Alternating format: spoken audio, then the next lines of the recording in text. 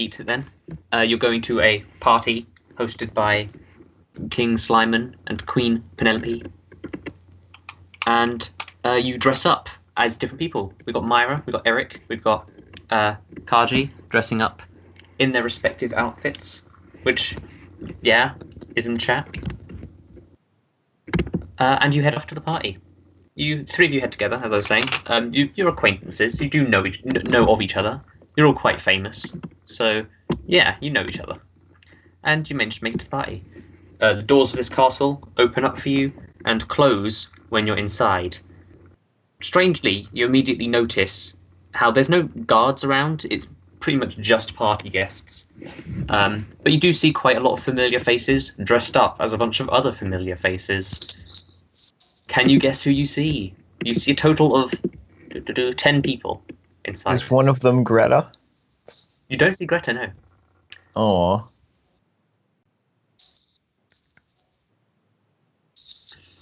Does it include people from the most recent campaign?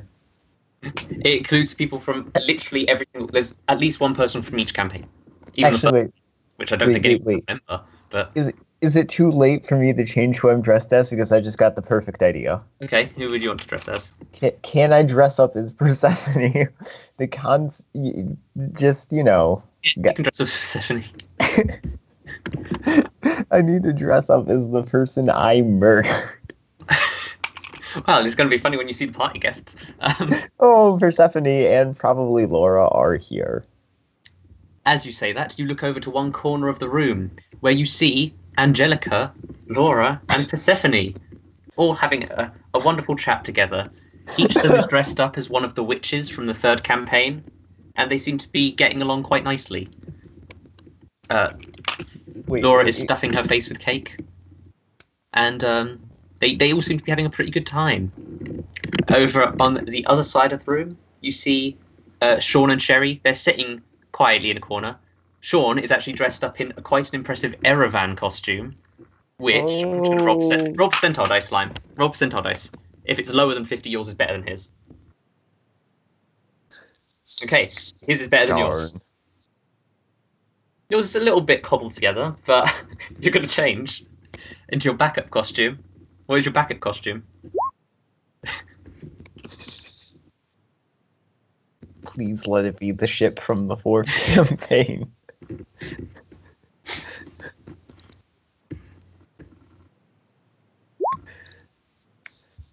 Okay, you messed up as a giant rabbit from the fourth campaign.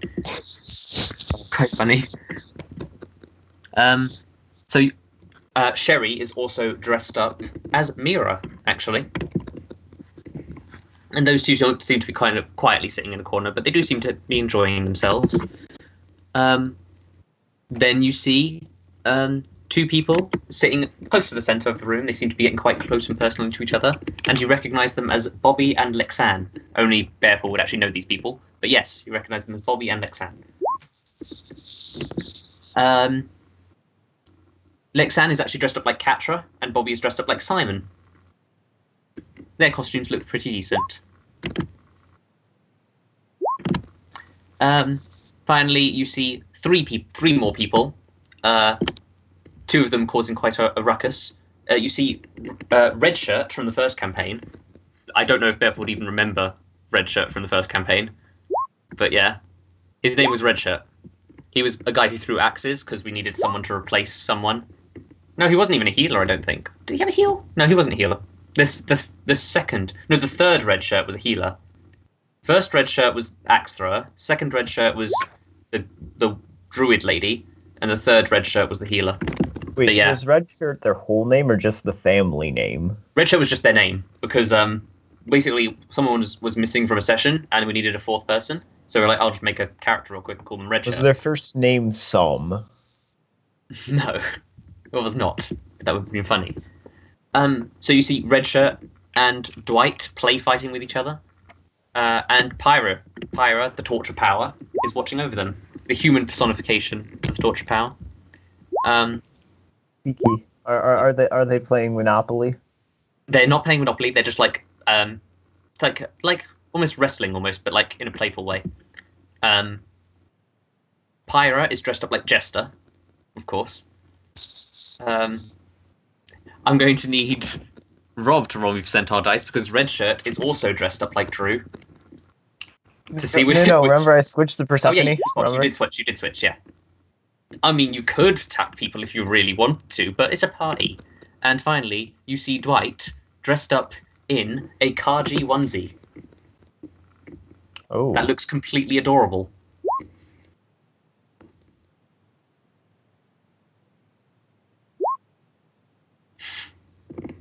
And you see those people. Is there anyone you want to talk to in particular?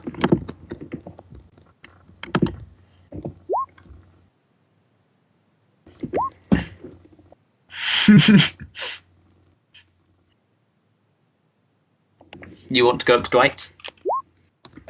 I well, forget how to spell this person's Angelica name. Initiality, since Angelica's standing right there. I'm just gonna assume I'm spelling this right, even though I'm probably not. It's with a Y, but yeah. Oh. And you do have all of the memories of what's happened so far in each of the 5 campaigns. So you do remember all the fighting with Angelica and stuff. Okay, so Kaji goes over to Dwight first. What would you like to say to Dwight? You're just going to go over to him?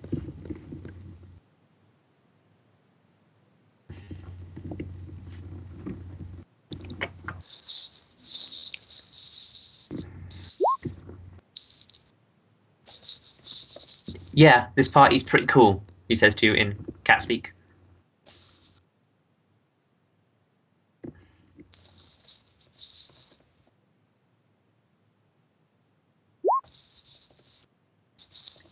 He starts blushing a little bit and is like, oh, I like yours too. Again, in cat speak.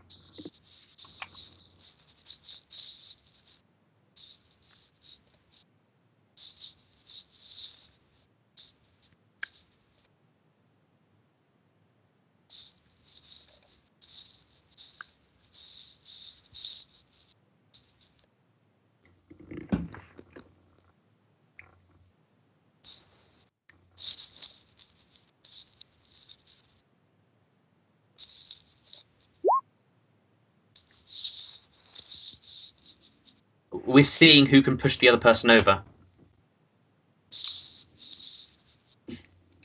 And they too continue at it. They sort of continue trying pushing each other, but they both seem pretty evenly matched in terms of strength, despite Dwight not being super strong.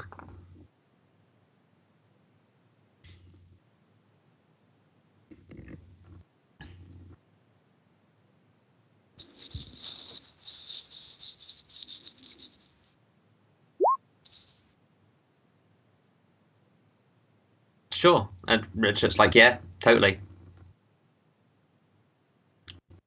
Just give me a strength check. Real quick, because you might as well, since you've actually got Kaji's character sheet. Also, who is okay, yeah. You basically just put your 2 arms out and just push them both over with very little effort, and Pyra looks over at you and is like laughing, quite impressed. She's like, yes, well, couldn't really have seen that going any other way. And we both get up again. Where is Myra going to talk to anyone? You can talk, by the way. I'm just multitasking. Hey, let's see if Vicky can handle 3 conversations at once. I probably could, but well, Sherry's like, oh, I'm doing okay. Your costume's very appropriate.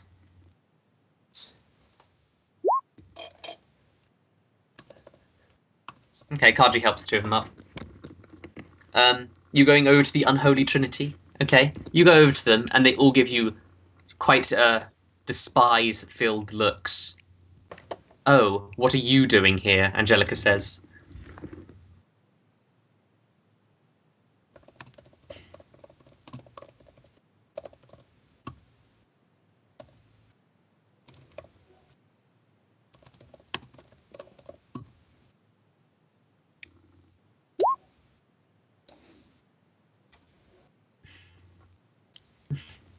I can see that you tried doing something interesting with your costume. Yeah. Wearing dressing up as someone that I murdered. Yes, very apt. Kaji says like, "Oh, we've been here for like an hour already, but still haven't seen anything about Slyman or Penelope. They haven't come out yet. But we've been here for a while. In fact, you just got here just in time. I think they're supposed to be coming out soon."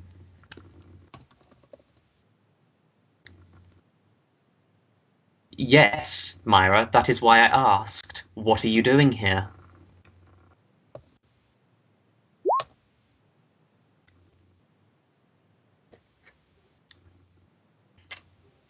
Well, that does sound like James. Regardless, I hope you enjoy the party.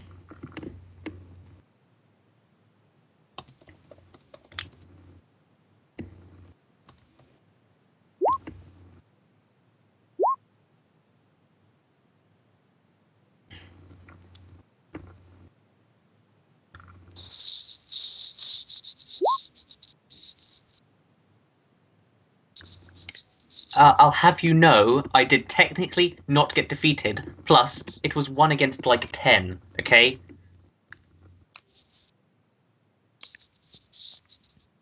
Ooh, I just got a great idea. Now Eric is going to go over to the unholy trinity. Oh god. Yes, well done for unmasking me.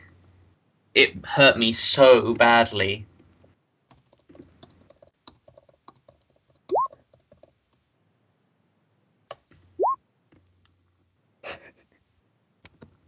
Much better, now that you're here.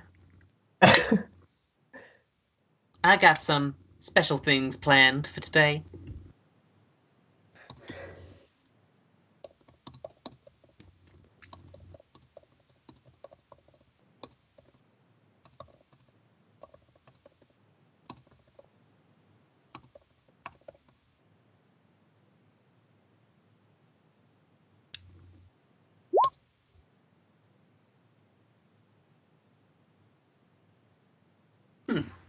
Well, we'll see who gets the last laugh.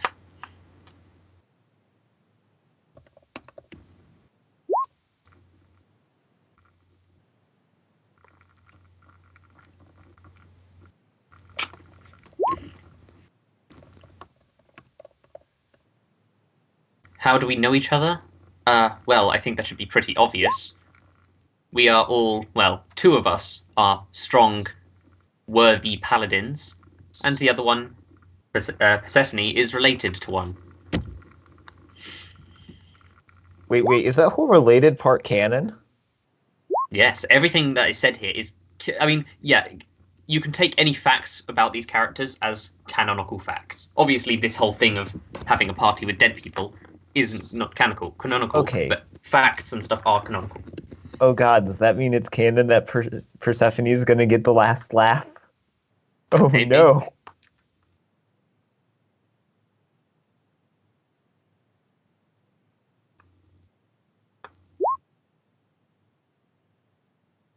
Oh, you don't know? Well, no, she's not related to me. However, I am acquainted with her family. Have been for quite a while.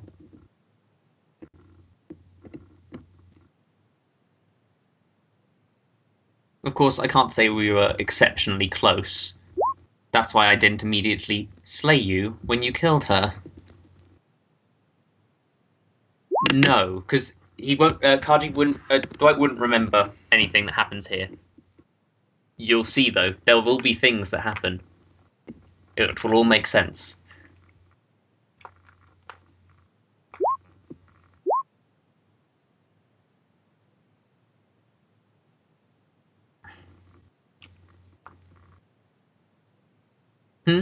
Oh, you're not Astra? Oh, I'm sorry. You're very similar. In fact, the similarities are striking.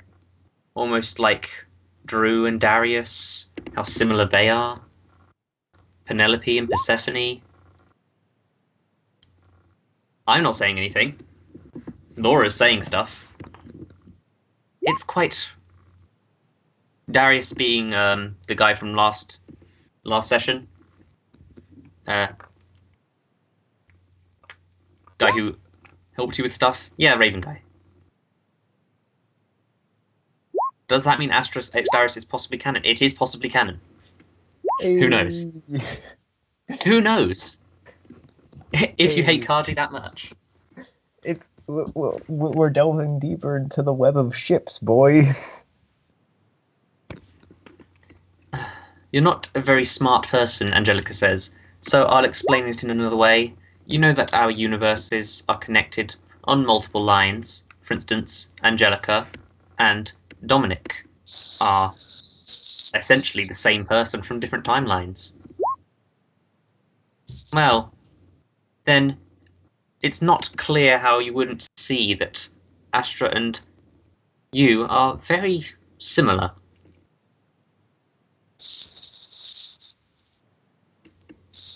Who is Eric similar to in this case? Is Eric's alter ego secretly like the ship the entire time? Is this now canon? You're probably just not important enough to have an alternate life in the other dimensions. No. It's the ship for campaign 4. I'm making this canon, Beaky. I am overriding your power as Dungeon Master and making this canon. Eric suddenly falls over, convulsing in extreme pain. His dick falls off. Anyway, that's canon now. Anyway. Oh, do I get a robot dick? No. Do robots have robot dicks? I don't expect you to understand it. I'm going to go over here now with good company. And the three of them start walking away.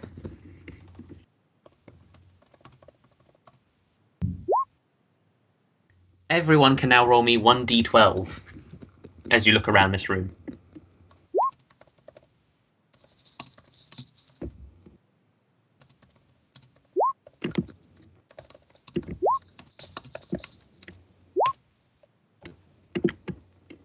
I'm going to roll d12. That's just Eric's opinion of the three of them. Eric does not like them.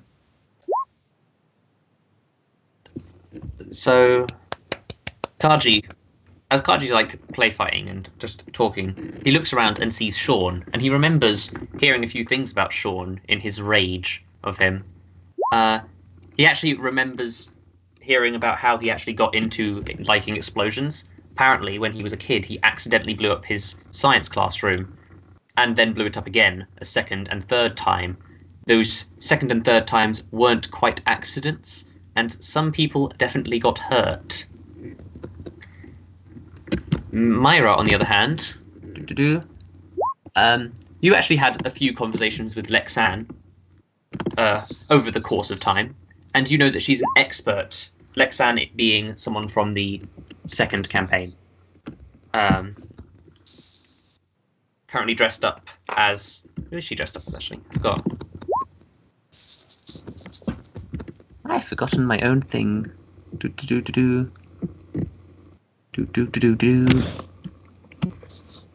She's dressed up as Catra.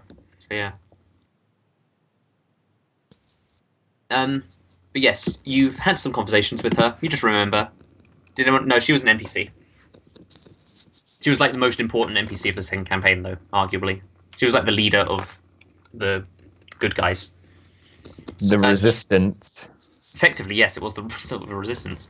Oh no. We're dealing with tropes now. But you know that she's an expert at mind manipulation magic. She actually once told someone, a disabled fisherman, in fact, to kill a dragon, and just from her words of encouragement, he was able to do it successfully. Could Eric obtain these powers eventually? Possibly. Persuasion check? What do you mean? Persuasion check? She rolled very high on persuasion. No, she just is an expert at manipulating people to do what she wants with magic. And finally, Eric, you noticed this quite a while ago, back on Junker, that Laura seems to have a weakness for cake. She seems to be extremely fond of it. You even heard a rumor, actually, from one of the civilians of Junker, that one time when she was younger, she actually snuck into an Arcana pantry and ate so much cake that she couldn't fit into her armor. And it's her deepest secret. Of course, you don't know how true it is. You just know these little factoids as you look around the room. A few moments pass, and you actually look around the room a bit further. It's set up with party tables. It's quite a big castle, and you're currently in this main entrance hallway. There's a few bookshelves lining the walls and a set of stairs leading up to a door with a large clock above it. There's several doorways that go into various other rooms, like a kitchen and a library. But it's a pretty big, spacious area. Penelope, you don't know where she is currently. You see the clock ticking towards being on the hour, and just about a minute before it ticks over, you see two figures walking out of the door at the top of the stairs. Penelope and Slyman, who seem to be introducing themselves, saying, "We're very glad that everyone could make it. We hope you're..." Yeah, there's food nearby. There's loads of different party foods. We hope you're having a good time at the party. We just thought it would be good to get everyone gathered together, just to have some fun. Hopefully none of you kill each other. I know there are a few feuds around, but let's just have fun for now, okay? There are bits of cake around. You see Laura's already eating quite a bit of it. You smile and wave, and she sort of gives you a knowing nod as she speaks. It's like... And, of course, we've only gotten a knowing nod, like a sort of a nod of, "I notice you, senpai." Not senpai, but yeah.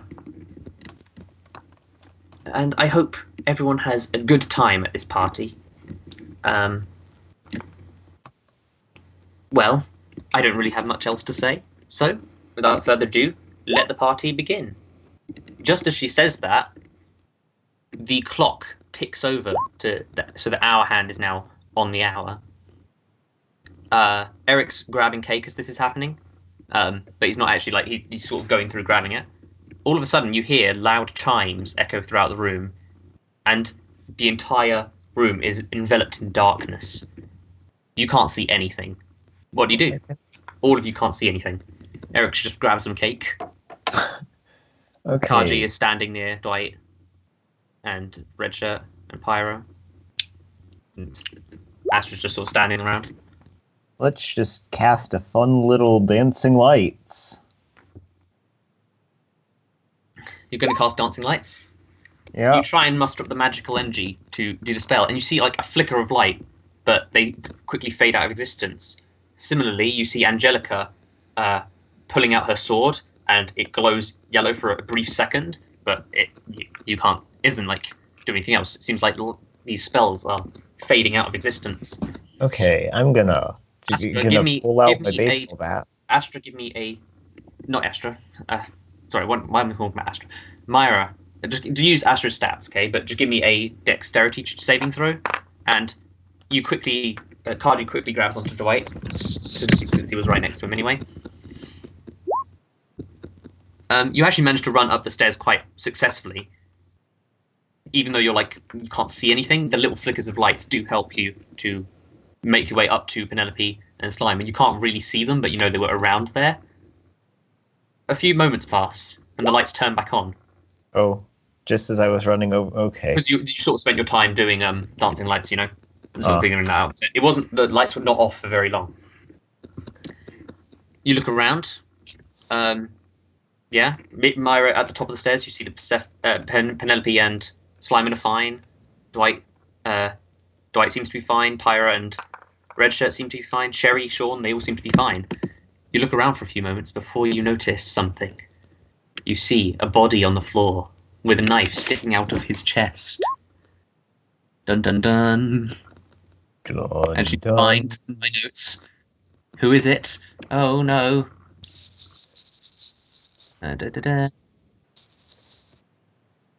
You see Bobby lying dead on the ground. Poor Bobby with a knife sticking out of his chest. You're like, who? Bobby, one of the most important characters of the second campaign. You weren't part of it, so you wouldn't know. But he was a really good character. A dagger sticking out of his chest. What do you guys do?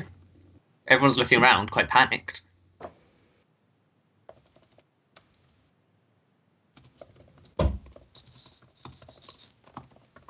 So are people currently panicking a bit? A little bit, yeah. Sherry is one of the first few to actually get up and do things normally. Laura's also quite quick to jump to action. Both of them run over to the body and try medicine on it. Okay, I'm just gonna say this medicine using a wee bit of persuasion. Okay, give me a persuasion check. But they try and apply some medicine. You see them like fiddling with him a little bit, but nothing seems to actually help. He seems to be completely cold and dead. You sort of say that, but people don't seem convinced. Some people are panicking more than others. Dwight seems completely petrified. Persephone is screaming at the top of her lungs, saying things that you can't really understand because of her thick accent. Basically cowering behind Angelica. Kaji goes to leave. Try the doors, but they seem to be completely locked shut.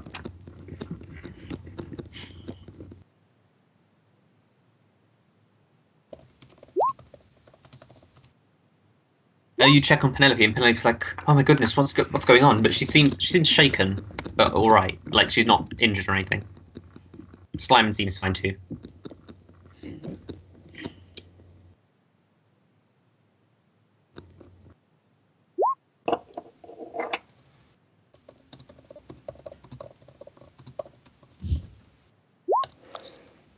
Okay, give me an investigation check as you look at the body. Sherry looks at you, kind of perplexed, and she's like, "I'm fine."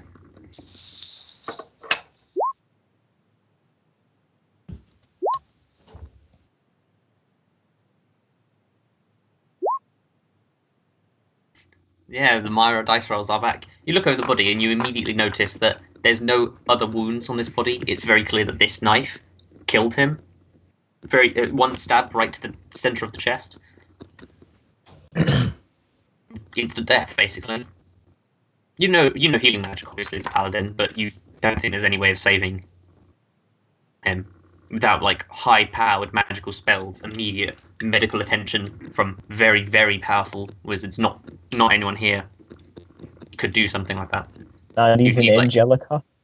No, not even Angelica. Like Angelica's powerful and all, but she's still very like limited to combat healing. This is more you'd need almost godlike powers to actually be able to. Yeah, I'm gonna investigate the general area just to see if there might be any other evidence kind of right nearby. Okay, just give me an investigation check. Kaji, you can give me an investigation check too. Looking around, you don't see all that much in terms of evidence. Like it seems to be a very quick job of one of the people here stabbed him and then just blended back into the crowd. You look around. There's only this one knife. You don't really see any others. A few moments later, Penelope steps down the steps, and she's like, "All right, everyone, we must remain calm. There's an armory nearby. That knife looks like it's probably from that. But the armory, yeah, anyone could have gotten into the armory, unless who was the last people to the party?"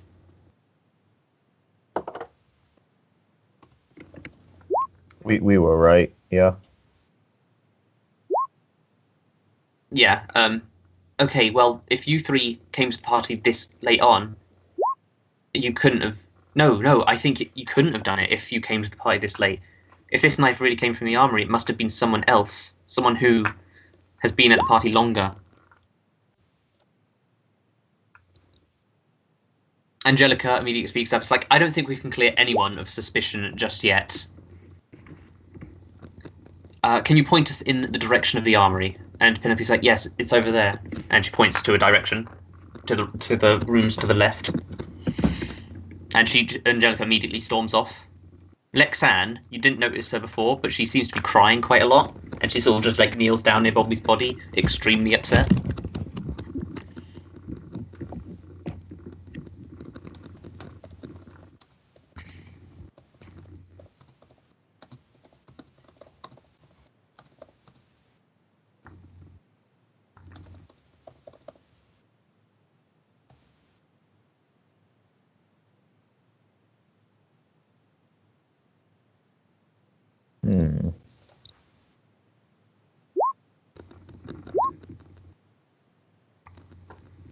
He seems to be Dwight seems to be very shaken up by this. He seems to be quite like scared, but he does seem to be calming down now that like there's no like person running at them with a sword or anything. It's like not anything too scary. Eventually, most people do go towards the armory. Most of the people, I will get to the list of people who go to the armory now. Penelope, Slyman, Pyra, Redshirt, Sean, and Sherry actually will go. Angelica instead stays behind with the body.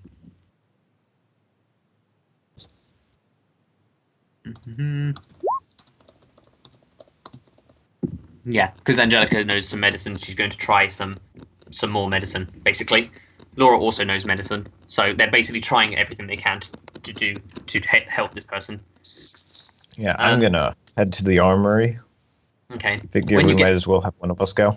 When you get to the armory, Penelope opens it up and looks inside, and it's like, we have quite a lot of weapons here. Naturally, it's a castle, but those daggers, they're from a collection. I believe there's 8 of them. They're over here. And she walks over to the wall, and you see 6 daggers on a wall with 2 empty places where daggers could go.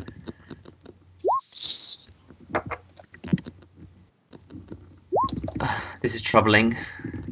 2 are missing. Sherry actually speaks up, and she's like, well, one of them isn't missing.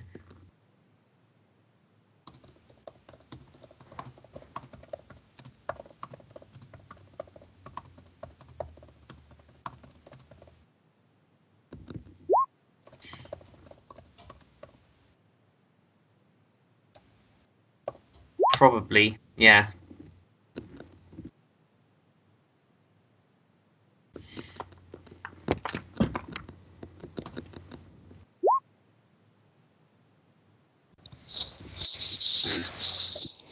All right, I'll stay close to you. But there's something that's been troubling me.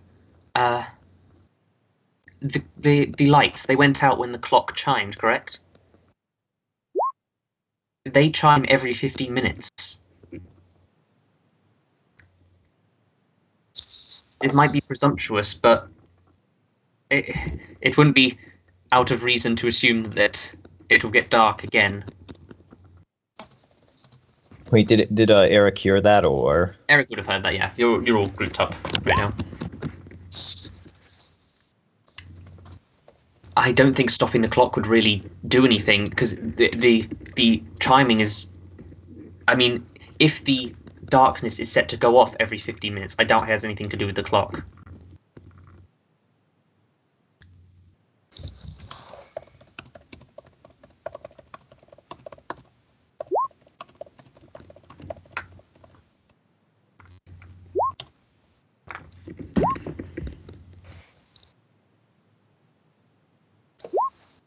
It's true, it could be worth trying. Currently, Kaji is not there. Kaji is back with the thing, isn't he?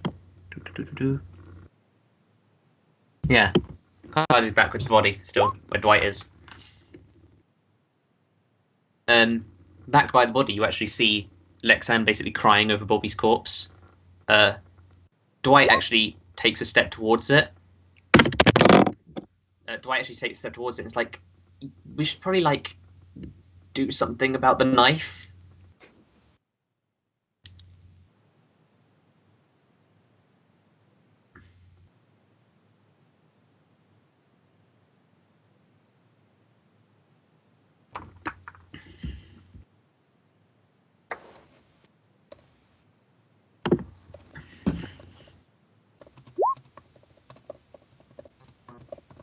Yeah, you can just give me an. You don't even need to give me a check or anything. You just look at the knife. It's got like green runes on it, not magical runes, but just for decoration. It's a black knife, very pretty, like very beautiful knife actually, and you can tell it's probably part of the set. As you're looking at it though, Laura steps up and takes the knife, pulls it out, and puts it in her pocket, saying, "There, that's out of the way."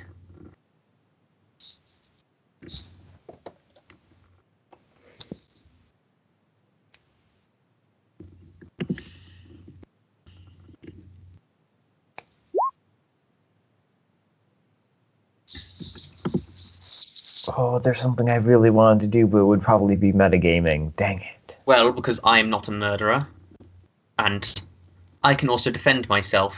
So, if someone tries taking this knife back, or trying to hide it, I will keep hold of it.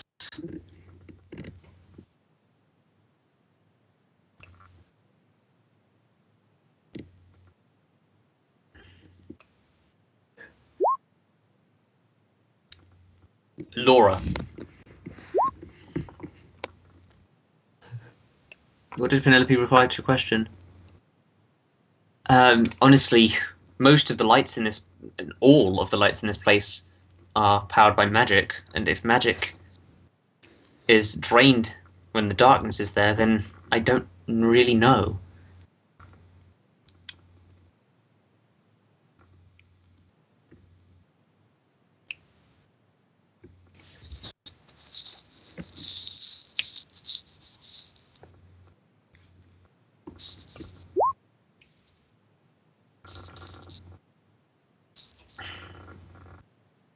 Naturally, but we won't find another stabbed person, as I have the dagger. Look, if you don't trust me with it, how about we give it to a third party?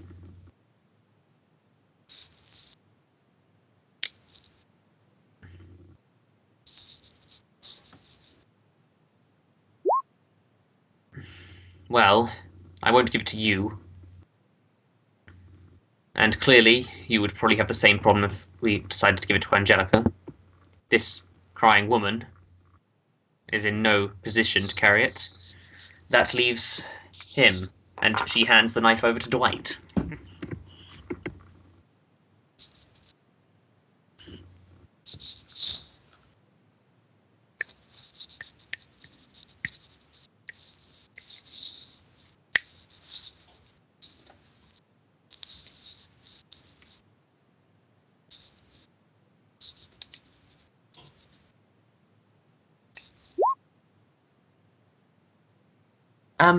Yeah, sure, totally. You can give me an insight check if you want.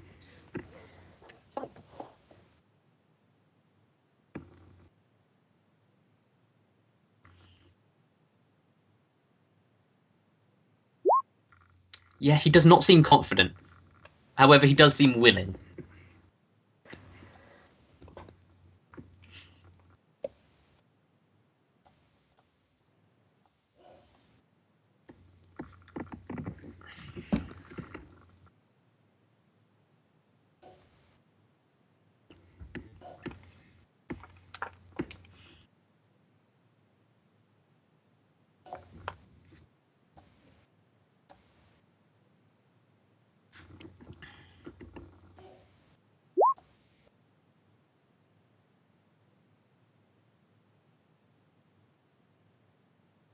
Okay. Eventually, Lexan actually sits up a bit.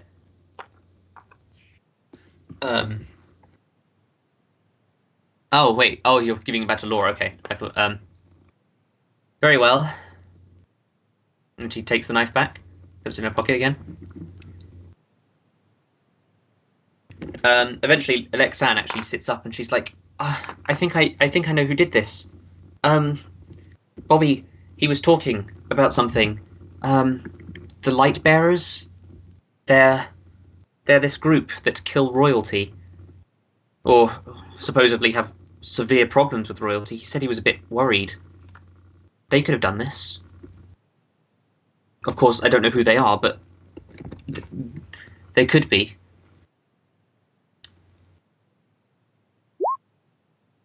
Yes, they're this. They don't agree with the corrupt government. They don't agree with royalty.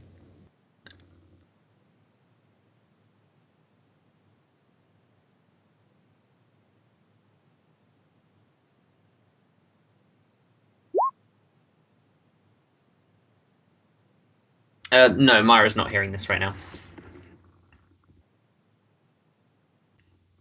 No, everyone knows about them, but they're not like that well known. People know of them. They don't know who they are, though.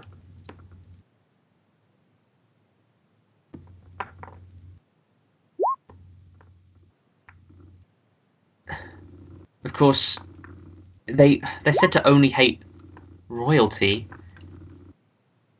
It's a long shot, though. Who was Lexan? So he was telling it to me that he was a bit concerned. He his grandmother was an elven queen of a glade in the middle of a desert. So he's technically related to royalty.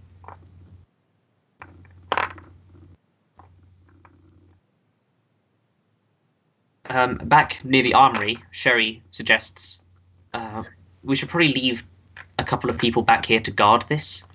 If we keep all of the knives here, lock the door, keep 2 people on guard outside, then at least no more knives can go missing. I know there's still a knife out there somewhere, but it could help. What do you guys think? And this is to everyone who's by the armory.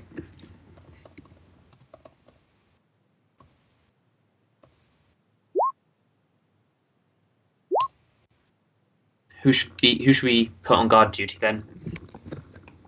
2 seems like a good number.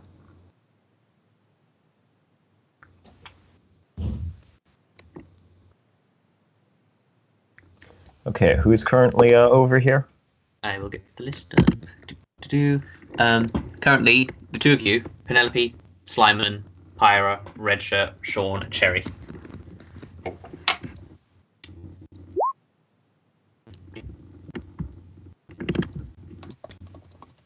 Very well. And Redshirt's like, yeah, I can do it. Oh, I was going to suggest Redshirt and Sean, but Why? Because you want to... No, if I really wanted to do that, then I would have suggested Sherry and I. Jeez. Penelope speaks up. It's like, okay, we should probably head back to the clock then and see if we can do anything to stop it.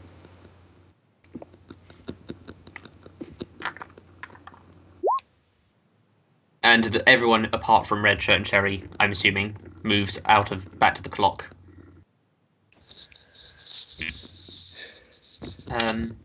Would you like to fill each other in on what's gone on? As in, like, yeah, okay, I'm not gonna make you RP it. You fill each other in. You know, everyone knows about everything that's going on right now.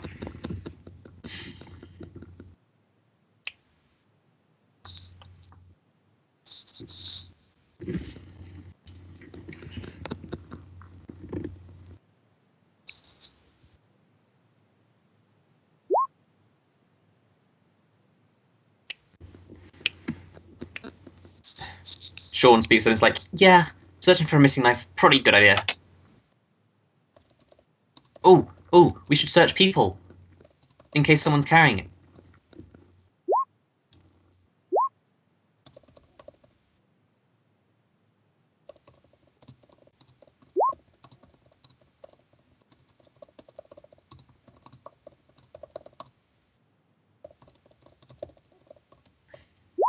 Okay, okay, that's a good idea. Give me an investigation check as you search under tables. Oh, let's Just see if you notice anything. You look around. This place is pretty clean. Like, you can't find it. You look in every obvious place, basically, and can't see it. You look across bookshelves. Does that include desks. underneath tables? Yeah, you do look under tables as well. Good. Don't really see anything. Another very important question. Mhm. Are any of us secretly fat? Secretly fat. What do you mean? Are any of us fat? Because if so, they may very well become the next victims. Oh god. Oh my god, I know what you're doing now. God damn it. God damn you. Took me a while to realise it, but yes. Oh, Lime, you should be able to understand. Yeah.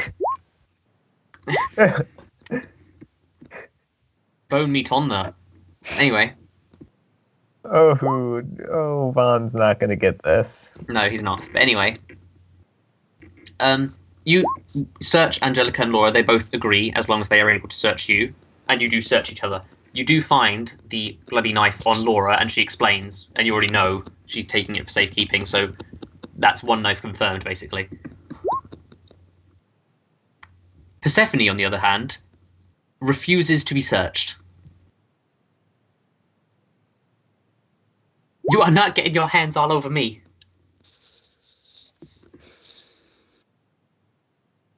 Everyone else, literally everyone else, gets searched at some point or another. I'm assuming nobody's refusing. But they do get searched, and they don't find knives on anyone. But Persephone is not willing to be searched. Yeah, I don't feel like Eric should... Oh, you can't... Actually... And Kaji's refusing to get searched too. Okay. Is Eric still investigating, or can I try to persuade these people? Oh, you mean can. Okay. I was going to say can't. Oh, if you said can't, I would have done something, but it would be metagaming. Oh, I would have done something. You missed out on an opportunity there, Vaughn. Darn, we missed out on an opportunity to... Oh god, I feel like Kaji. Oh no. Anyway. I'm not going to strip the girl of her clothes. After all, if someone does get stabbed, she's the first suspect then. Can I try persuading her, or am I still investigating? I mean, you can try persuading her, but you're currently wearing a costume of her and just talked about how you killed her.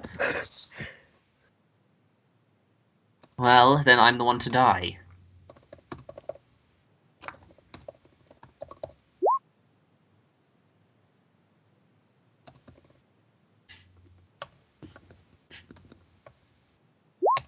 I'm assuming I'm rolling with disadvantage on this one. Yeah. Just a wee bit of disadvantage. I don't care about the murders. You're not searching me.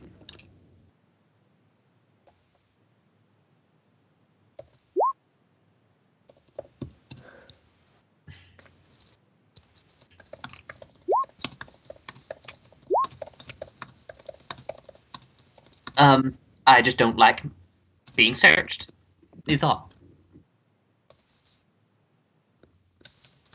That's my reason. You're gonna force it. As soon as you step close to her, she runs away. Oh, I'm getting deja vu.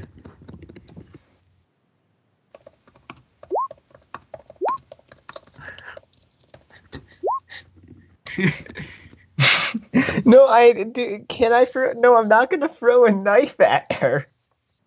Not with what's currently going on.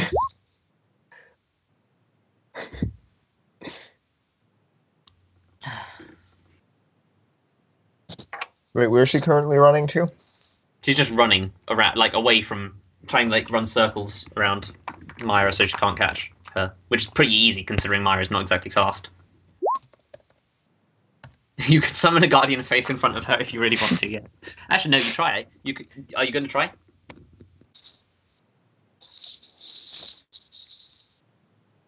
Sean has become my right-hand man. Sorry, that's all you. Okay, you're going to use command.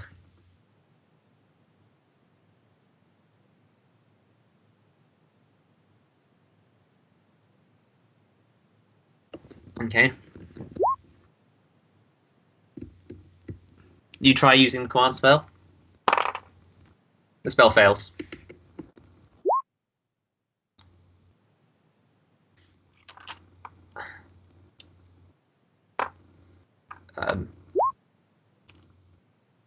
Lexan actually gets up and is like, "Look, can we just all calm down a little bit? The clock." And you look at the clock. Tick, tick, tick, ding, ding, ding, and everything goes dark. Whoop, whoop, whoop, whoop. Do you know where Penelope is? You were just busy chasing around Persephone. Ooh, I hope Penelope doesn't die. Ooh, that would be bad. Is anyone doing anything in the darkness? Anyone going to try and do something in the darkness?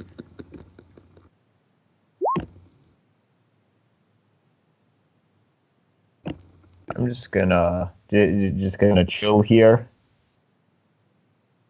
Eric has nothing to worry about because unless you decide to change my backstory, which I don't think you have, Eric is not royalty.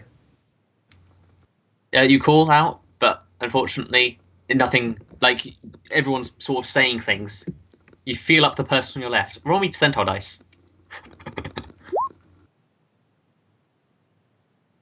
Oh, are we gonna get some new ships? Oh, you'll get. Okay, it's an old ship, but it's a good one. I say good in. Oh god, of course you have to get 69. You start looking up the person. They're definitely male. If you fill them up, they're pretty. They've got some muscle. They're not like hugely muscle or anything, but they've got some definition there. The lights turn back on, and you were just touching Sean.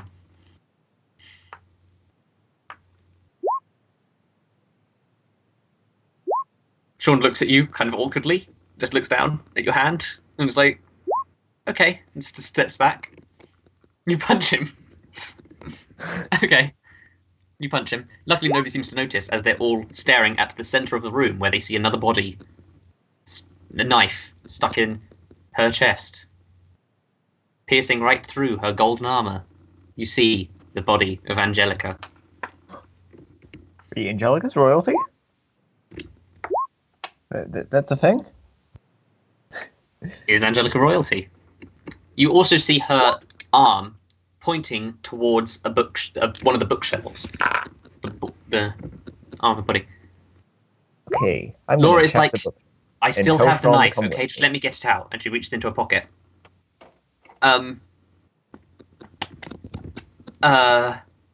Okay, so I may have lost the knife.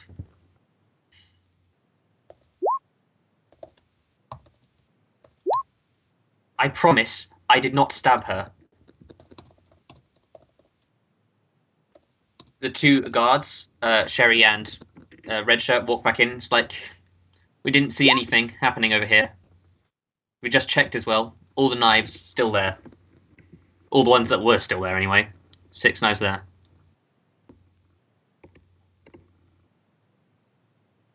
Oh, Angelica died.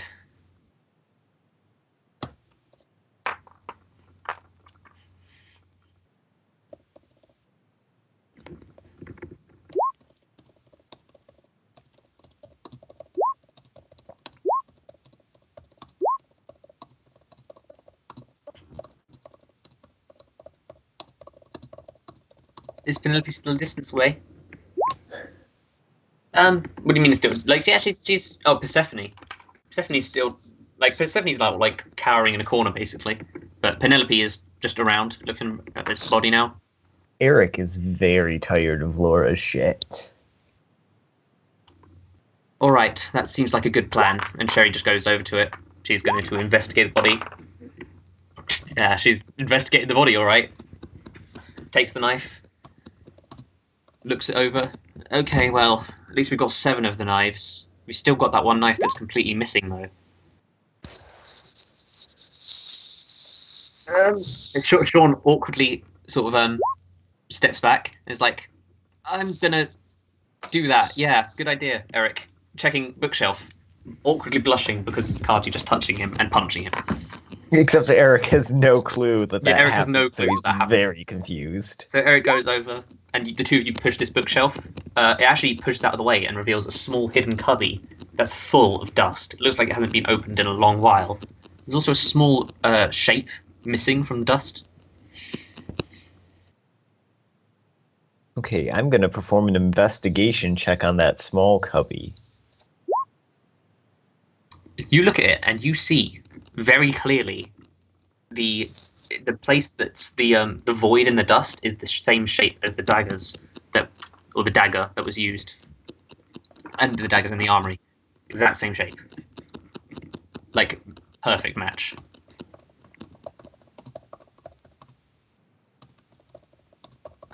No, unfortunately, we didn't see or hear anything.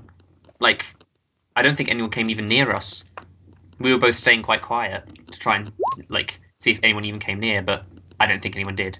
And I'm pretty sure that neither of us left either. Like they both corroborate that. It's like I think Sherry was with me the whole time and Redshirt was with me the whole time.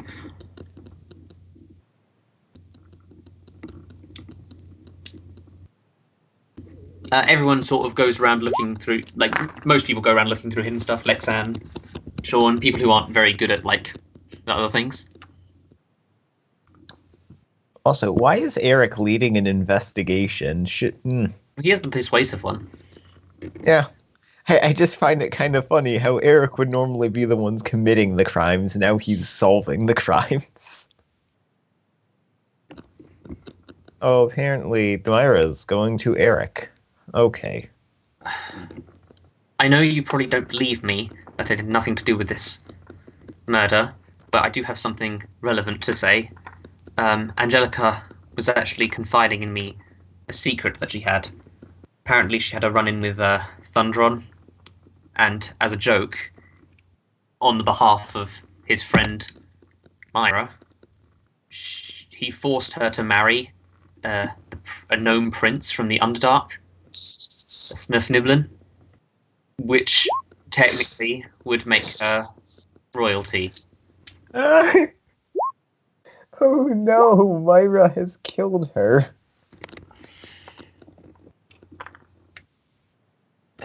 Persephone joins back in the conversation.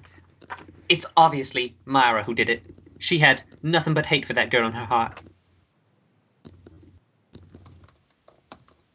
The other guy's name was Bobby, right? Yes.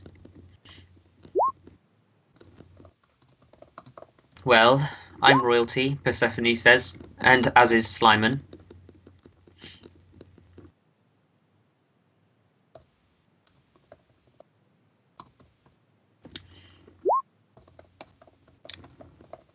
Red Shirt sort of holds up his sandal because it's like, I guess I'd technically be royalty. I'm a lord, anyway.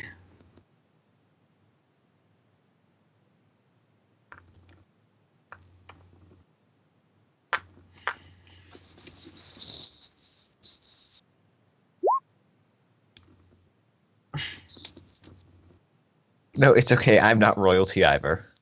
Neither is Dwight. Lexan isn't royalty. Sean and Cherry aren't royalty. Is Myra royalty?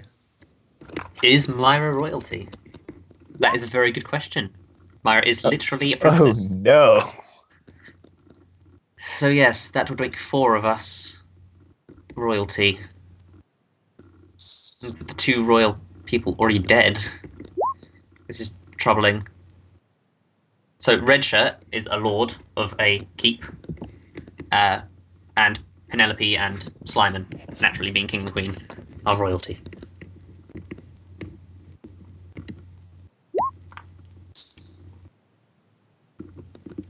Darn, I was hoping Persephone would be royalty. Sean chimes up, it's like, oh, so I'm not going to die? Okay, I'm just going to go hide in a room and wait this whole thing out. See you in the morning. And he just starts walking off.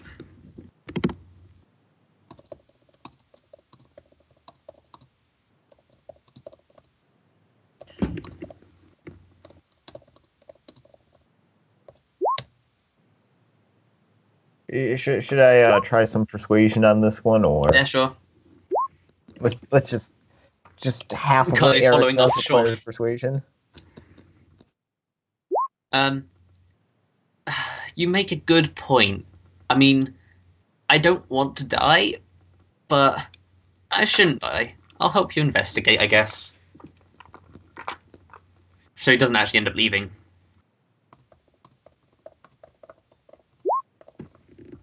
Do you think it's curious? Okay, yeah, I could see that. How that might make me a little bit suspicious, but you hated her. No, you are not searching me. And she starts backing up into a corner. Time to persuade once again. With disadvantage. What are you talking about? I get advantage when I'm wearing her clothes and I murdered her. Yeah, she doesn't seem convinced.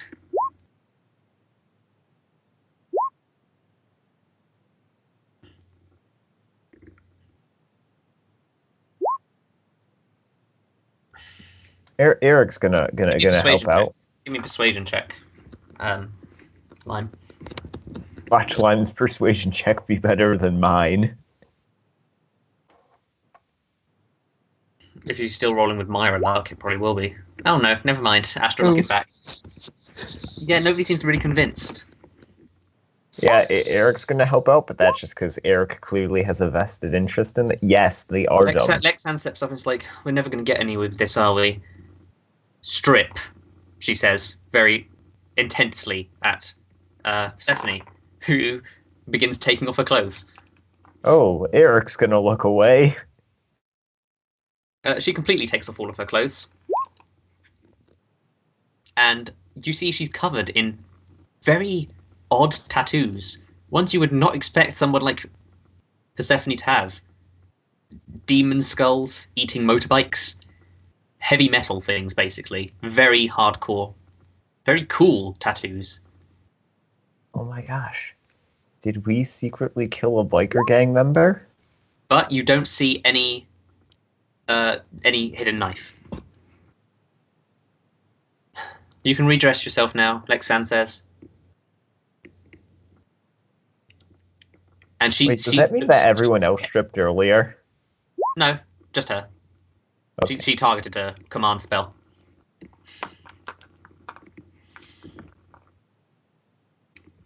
She looks petrified and looks very angry at Lexan.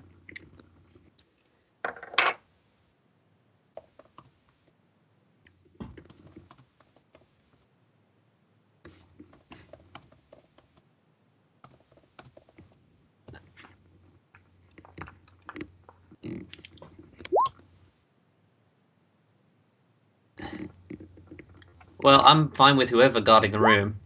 Although I don't think we can really trust Laura right now. Laura's like, I wouldn't trust me either right now. I admit that I screwed up. I apologize.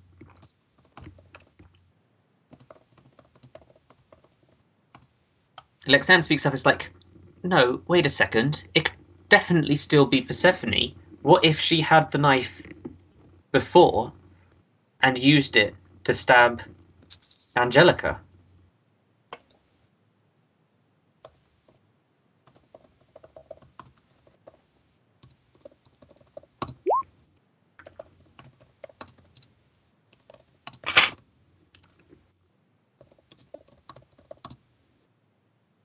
I think we just need to confirm where this other dagger is. Okay, I'm gonna investigate the knife. Going to investigate the knife that's currently taken back to the armory, the one that was stabbed into Angelica. Well, actually, I'm gonna investigate all of the knives at once, but particularly focus on that one. Just trust me on this. Just give me an investigation check. The 6 knives that are already like in their proper place, you don't notice anything special about them. They're not bloody, no evidence of use recently. The last one is bloody. For the record, I was mainly looking for the rune colors on them. The rune colors all look the same. They basically look identical. Okay, so they're all green? Yes, all green and black. Oh, I was hoping the rune colors would be different so that we could... Okay. So that did nothing to help us. Besides establish that the other knives have not been used. Sherry took it back to the room as Eric asked her to. Okay. Yeah, you've searched right. Wait, did we ever check where Penelope and Sherry's Slyman came from? And what? Did we ever check where Penelope and Slyman came from? Where they came from? Yeah, they suddenly showed up. They came from another room in the castle. Can we access that other room? Yes. Okay, we should probably go investigate that other room then. You look. It's quite a big castle. Like, it's just general other rooms. There's like hallways leading to bedrooms. It's a very big castle. This is only mostly staying in this party area, which is like a big hall, but like an entrance hall. But there is quite a big castle. Sean's like, well, I've got an idea. Not sure like if it's a good idea or a bad idea, but it's an idea. We've got like 5 minutes maybe left before the next blackout happens. What if everyone just hides in a room? Like, we could have a couple people guarding the knives, but then we just have everyone in their own room hiding. Sean. If the killer can't find us, then we don't die. Like hide and seek, but way bloodier.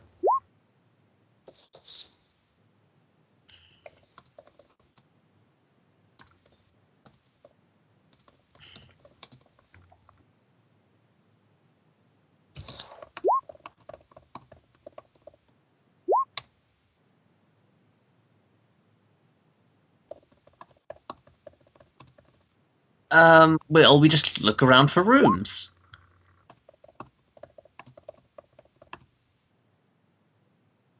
You've already searched the guards before they went on guard duty, and they didn't have any knives on them then.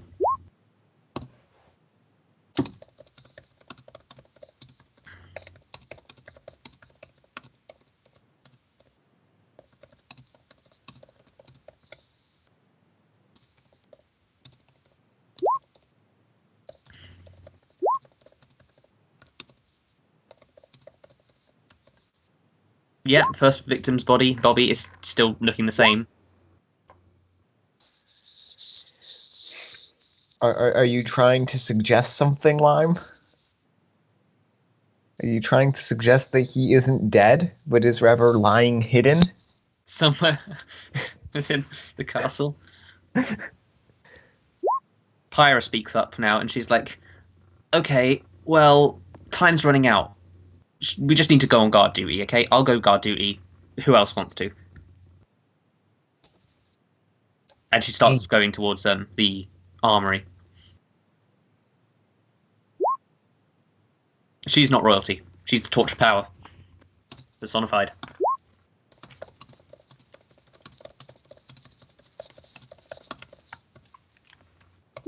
Okay. Okay, Kaji goes.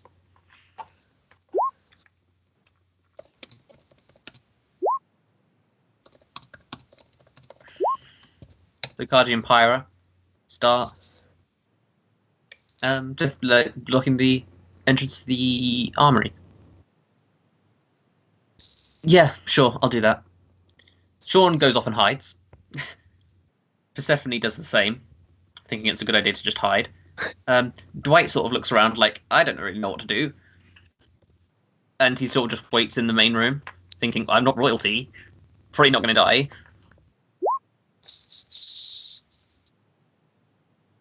Wait, why is royalty guarding other royalty? That seems like a horrible idea. Okay. Oh, well. Time ticks onwards, and the lights go out once more. Does anyone want to do anything special while the lights are out?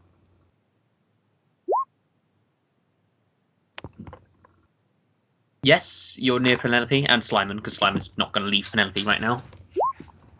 Okay, we'll protect her.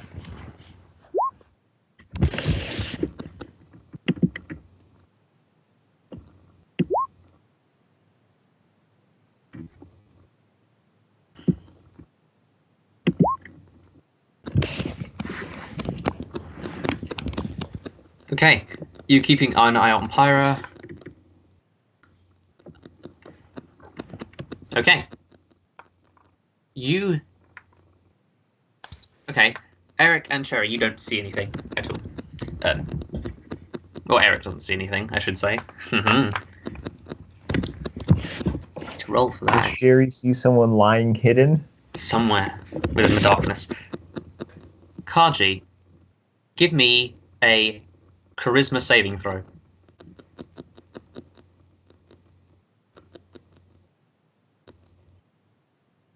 Also need to check for that.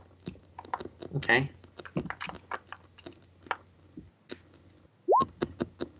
Okay, the first one's 20, natural 20. Do you feel like something was trying to manipulate your memories? You feel like something was probing into your mind. You can't see anything, but you've definitely got that strong feeling. You hear someone unlocking the door to the armory, walking inside, and lots of metal crashing down. That's what you hear. You hear footsteps. You can't really determine where they're going, where they're coming from. But you can turn, yeah, but you can't see anything. Like, what do you want to do? It's pitch black, like not complete absence of light. Okay, you can just swing your claws wildly around.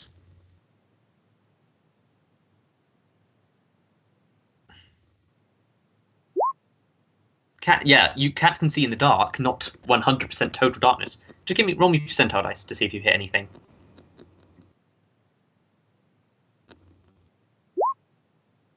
Okay, you don't hit anything. You swing around completely wildly.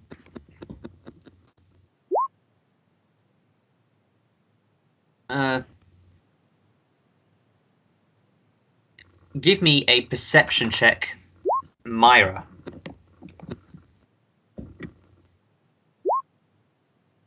You do hear like a lot of loud banging noises coming from the armory, like metal clattering.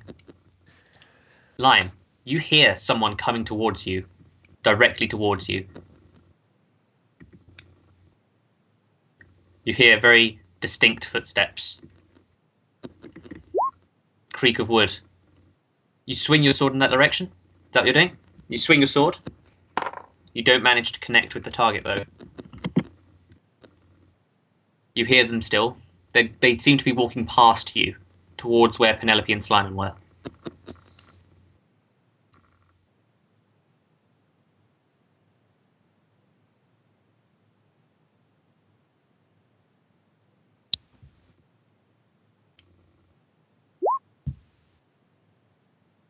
You try and muster the power to summon Guardian of Faith, but the magic just doesn't appear. Since it's technically light, it gives off light. It doesn't do anything. You'll push who away?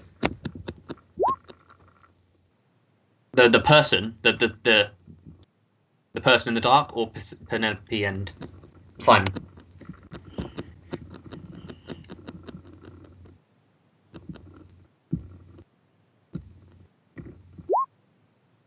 Okay.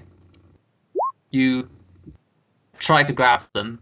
Give me a perception check to see if you can like maintain a good enough understanding of where they are. Perception, yeah. Because you're trying to still hear and see them. Unfortunately, you can't really figure out where they are. Roll me percentile dice. I'm going to say you can't have lucky, though. Because, yeah. Because, like, nobody else is using their, like, built-in traits. They're just building using spells they have. Roll me percentile dice. 1d100. Okay. You grab and push something to the floor. A few moments pass. A few more moments pass. You're holding the thing down, thinking you've got the killer. A few more moments pass. A few more moments pass. I'm just testing the time, roughly, basically. Oh, Von died.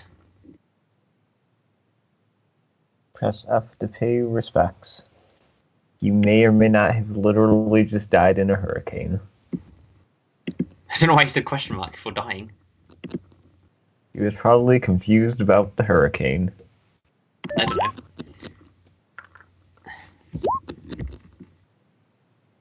Hey, Bearpaw, you're alive. You are. And distinctly not killed by a hurricane. But yeah.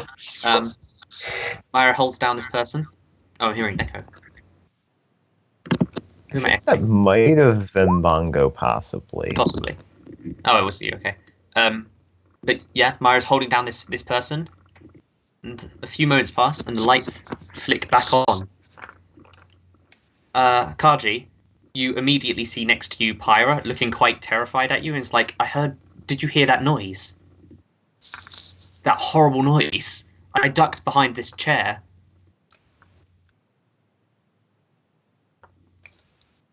I heard some swinging, some metal clattering.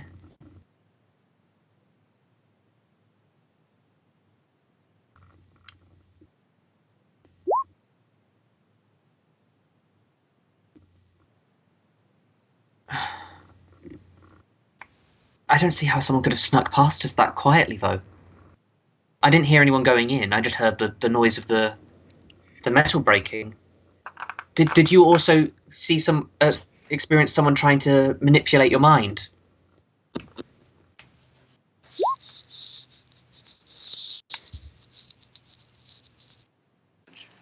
She did last. I thought she had. What if she arrived this year? Maybe she just didn't tell you. What did she Well, that could be. The fuck? Why did you take her? Hey, Bongo.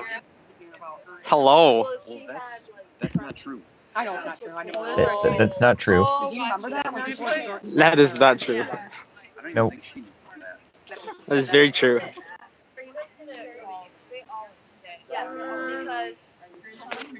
So this is happening.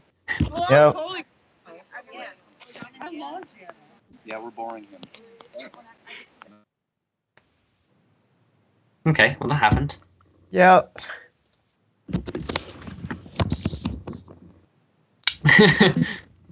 Yeah, I felt it too, but I managed to shake it off.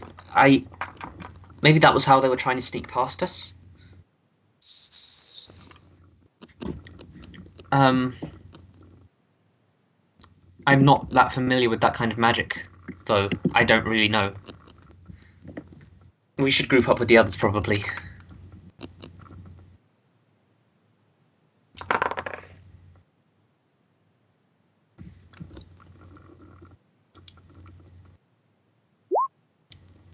Okay. Eric and Sherry, lights go on. Nothing seems out of place. Myra, you are currently pinning down Slyman to the ground. He looks up at you, thinking, "Oh, thank God, I thought you were trying to kill me." Oh my God. Is Penelope okay? Looks over to the side, and you see Penelope with a stab wound to her chest. Slyman screams out in anguish. There's no knife on her in her chest currently. You would not. You'd know it was some kind of memory manipulation, yes, but you wouldn't know the specific details of what it could and couldn't do. You know, because you're not like a mage who does that kind of magic. Okay, you try and revive her. You use your healing magic. Nothing.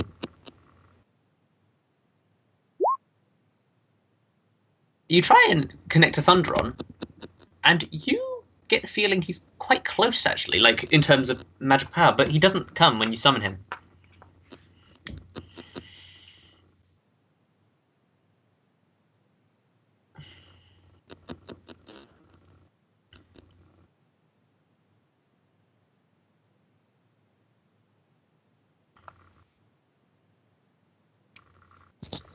I can just imagine this thing of like really emotional scene while Myra's still dressed up as a bunny rabbit.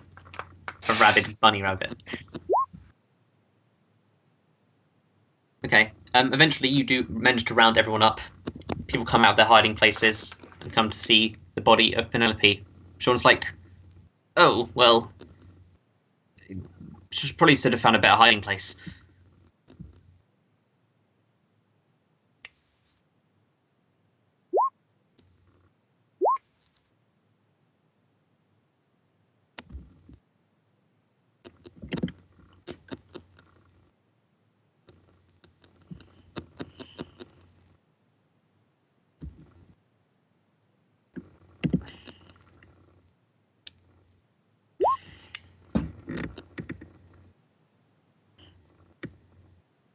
Pyra chimes in and is like, "Yes, mind manipulation magic, to be specific.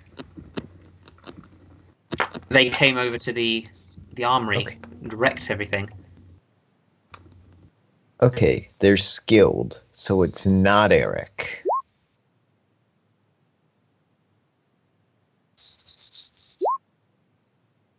Well, was the torture power.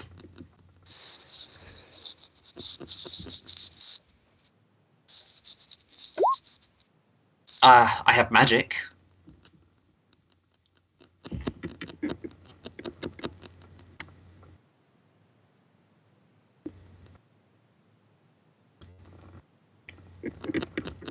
But nothing that impressive. I can do time manipulation magic, but very limited.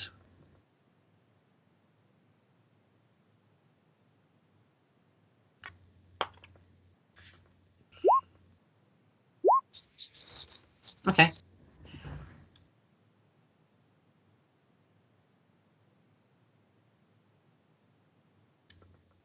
Persephone chimes up and is like, wait a second. Mind manipulation magic? Isn't that what Lexanne's whole deal is? Like, she told me to strip, and I had no choice but to do it.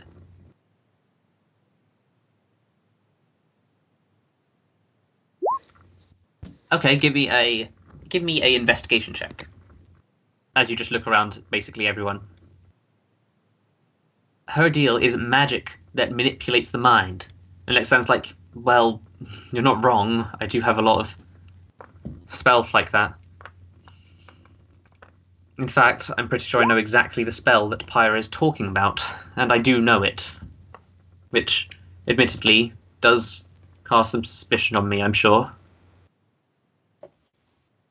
As you look over, you don't see anyone with any injuries, really. You do see that Slime's a little bit scuffed up from being knocked over by Myra, but nothing major.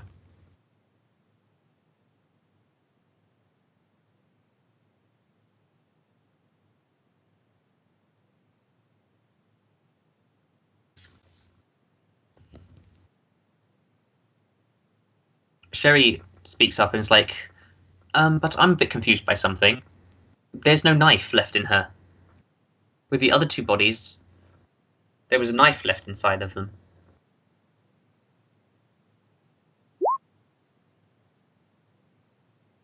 There is a wound the same shape as the knife. You can give me an investigation check.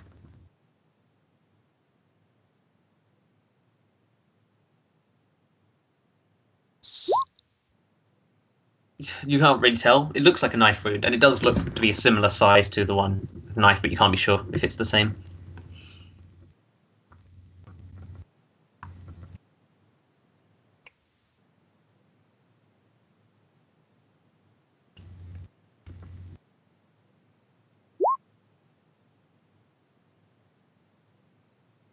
Yeah, you can go back to the armory.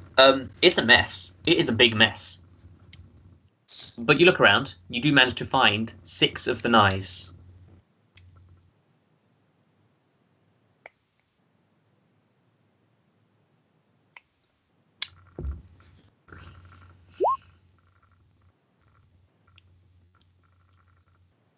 Well, there was 7 in there because of Sherry bringing one additional one back. So it does seem like a knife was taken out of the armory.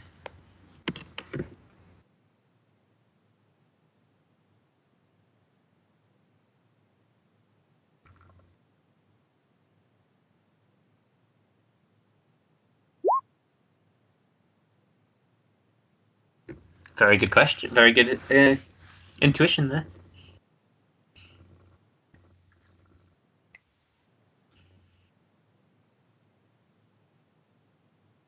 Oh, I've got an idea, Sean says, chiming up once more. Okay, so these people, these whatever they're called, light bearers, are killing all the royalty.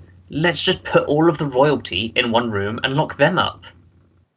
That way, the killer can't get to them unless the killer's one of them. Oh, that might be a bit awkward.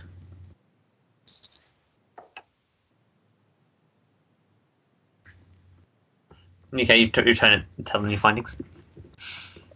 Everyone's all clued up.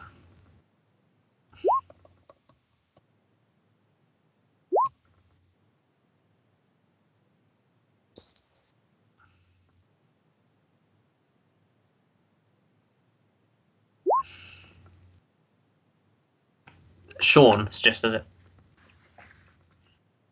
Lime is instantly against the idea because Sean suggested it.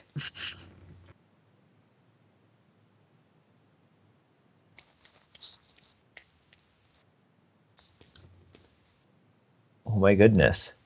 I just realized who Sean reminds me of in terms of general intelligence. Who? Sean is Beast Boy. It's true, and you know it. If the killer wanted to kill all of the royalty at the same time, they probably would have just done it. This is Sherry talking. Sherry says, and I have a small confession to make. I may be sort of, kind of a part of the Lightbearers. But don't, like, get your pitchforks and torches out right now, okay? The Lightbearers aren't really that bad. They don't actually agree with killing people. They are more like a different political party. They do want to overthrow the current kings and queens, but they're not going to do so by any illegal means.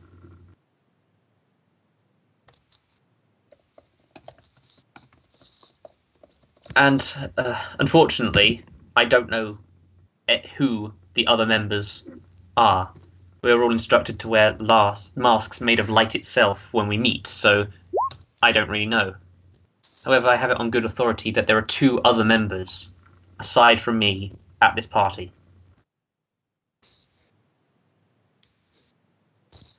Dwight, I'm sure there are radicals, and I don't know who they are, no, because whenever we meet, they wear masks made of light. But I do know that the 2 of them would be in attendance. They might already be dead, for all I know. Watch Dwight secretly be a violent radical, highly opposed to all monarchies. Honestly, I would be very happy if Dwight ended up as the killer, just because it's so unexpected. Persephone actually chimes up, and she's like, I know. Well, I don't know who, but I do some baking in my free time, and someone with a mask made of light always comes and gets a whole bunch of my cakes. Baking. What is you with the word bacon? Yes, Eric.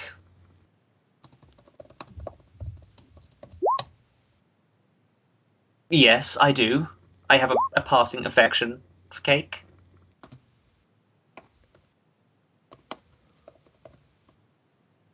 The planet's name was Junko, right? Yeah. Or whatever. I'm just gonna...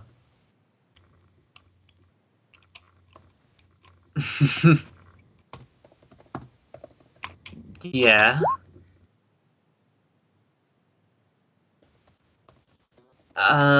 What, the person buying cake? I guess there's no use denying it. Yes, I'm a part of the Lightbearers too. However, I don't really care for the political opinions.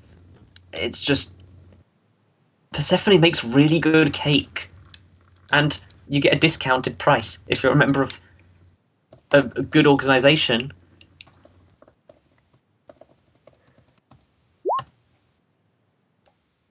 Yes, I did have that knife earlier, but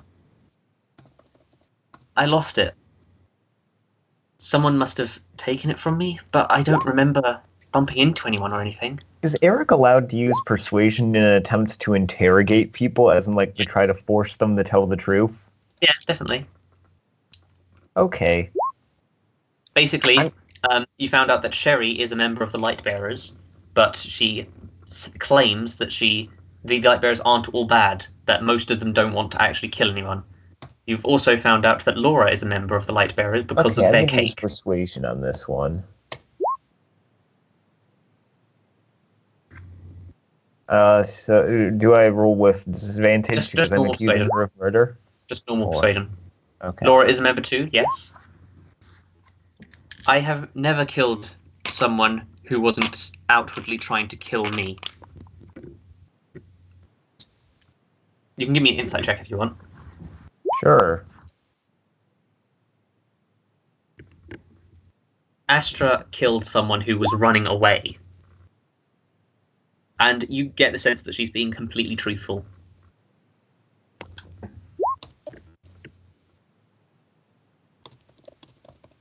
Wait, aren't we having this argument while Persephone is here?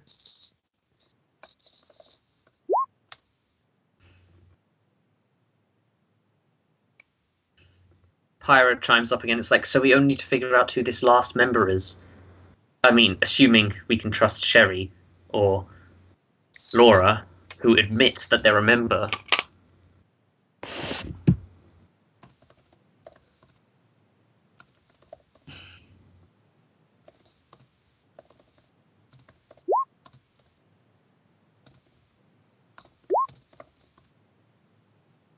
Nope.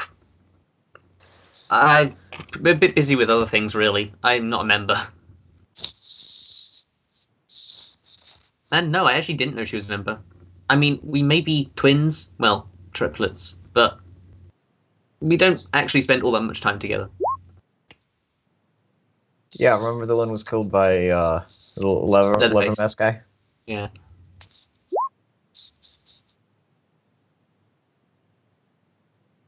Oh, wait.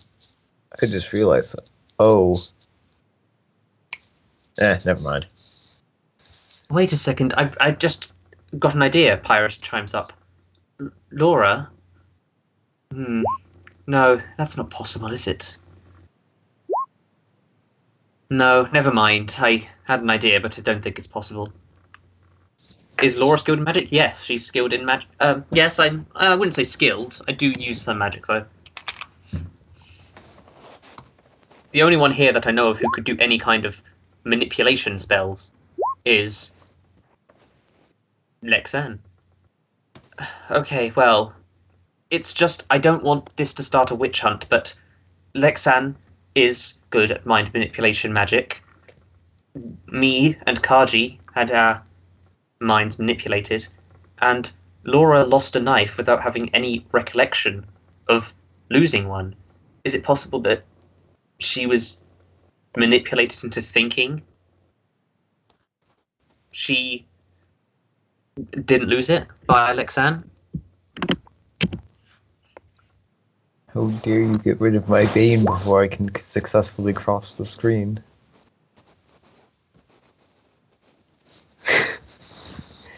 Lexan is like, I know this magic, but why would I say that I know it? If I didn't want to be, if I was the killer, I wouldn't tell you about me having these powers. I still suspect Persephone, quite frankly. She seems very eager to point the finger at people. Me? You suspect me?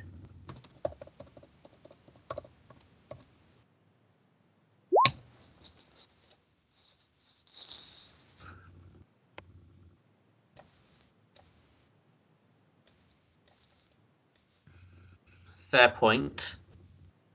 Still, Persephone is far more suspicious. She could have hid the knife, used someone to kill it, killed Angelica with it, since we only searched her after.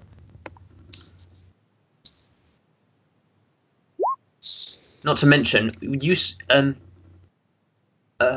saw her during the race.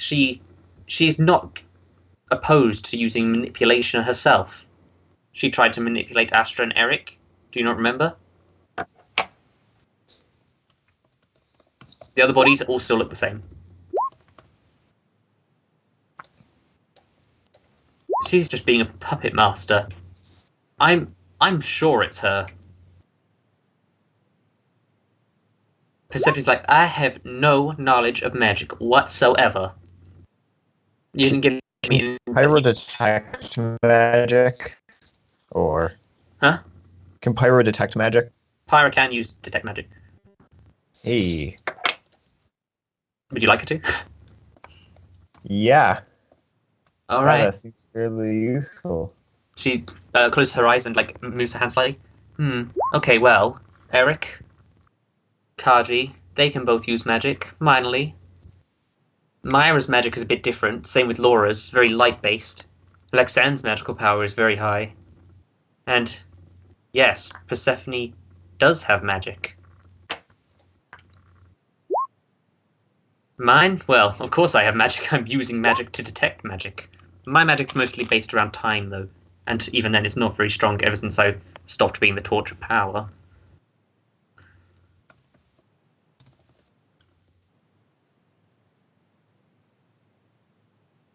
What do you want, Eric? I don't have magic. I don't have it at all. And I do not like these accusations. I'm just going to go take Sean's advice and hide in a room. Yeah, can I do an insight check just to see if I can tell if she's lying or not? You can give me insight, yeah. She starts walking off. You're not really sure, to be honest. She could be telling the truth, But I'm gonna use Lucky to re-roll that one. okay, Just because, eh. you can't use luck. Actually, I did say since Oh, I already never said mind. since mirror. Yeah, to be fair. John, look at how good that roll Yeah. was, too.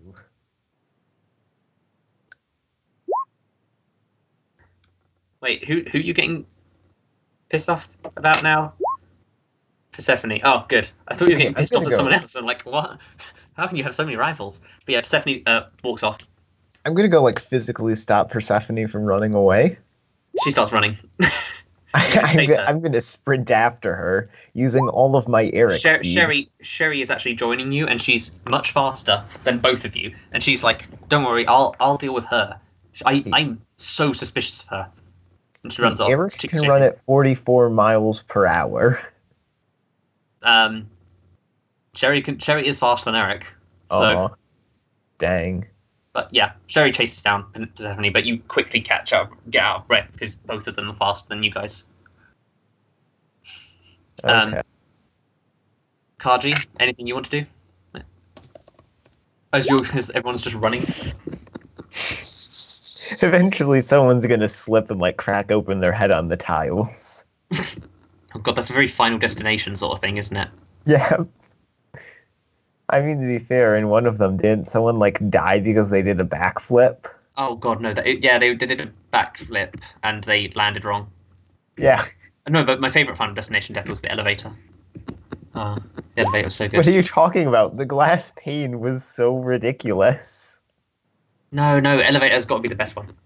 I mean, the elevator is probably the best, but just like there's some absolutely ridiculous ones. So, no, like, and you know the goth girl who got like her head stuck in a nail gun and it kept shooting her in the head over and over again. That was good too. Yeah. Anyway, you stay and watch the remaining people in the room. Eventually, time ticks on and on. Well, I mean, I have control over actual time, but wait, kind I of can- far-fetched? We have Pokemon? I mean, I can see why you'd say that, but I honestly, my power is very low.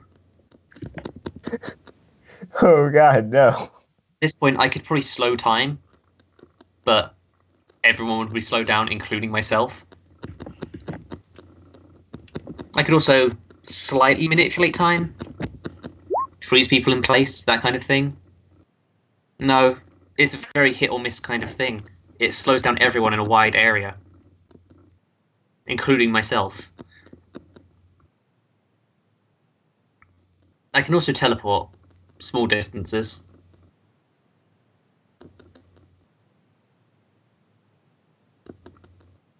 Okay. Also, I'm gonna try to use some persuasion on Persephone and ask her point blank. She's currently ran off. Didn't we catch up? Didn't we catch her though? Didn't you catch her? No? Yeah. Because Sherry's chasing her down, but she's still chasing her. Aw. Dang it. To be honest, I don't actually know if it slows all time. I know it slows all living creatures, but I've never really tested to see if it actually slows time itself. I would assume it does, though. This is like the one scenario where Eric is actually useful. And it's a non-canon thing. Yeah. Canonically non-canon is what I'm calling it. Canonically non-canon. Because the things you do here can physically affect the canon, but they probably won't. Wait, what? Can. So- I said can. Okay, not will. Hypothetically, if Sean dies here, does Sean die in canon? He does not. Okay.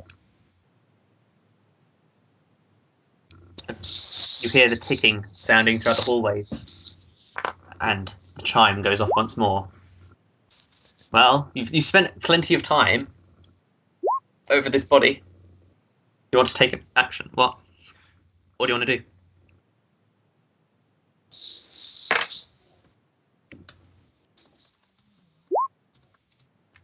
Okay. You try and protect Slime.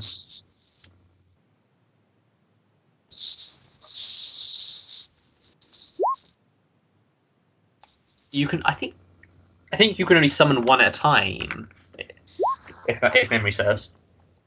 Slimer's like, we could just go inside a room and lock the door from the inside. It wouldn't be perfect, but it would help.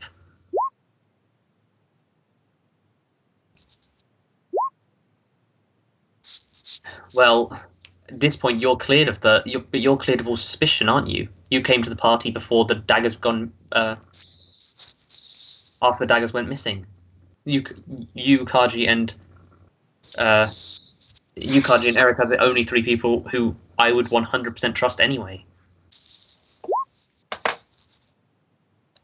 Wait, Beaky, you've seen season 5 of Game of Thrones, right? I have not. Season 5, is that the new one? No. Okay, I have seen season 5. Okay. I found an amazing subreddit. Okay.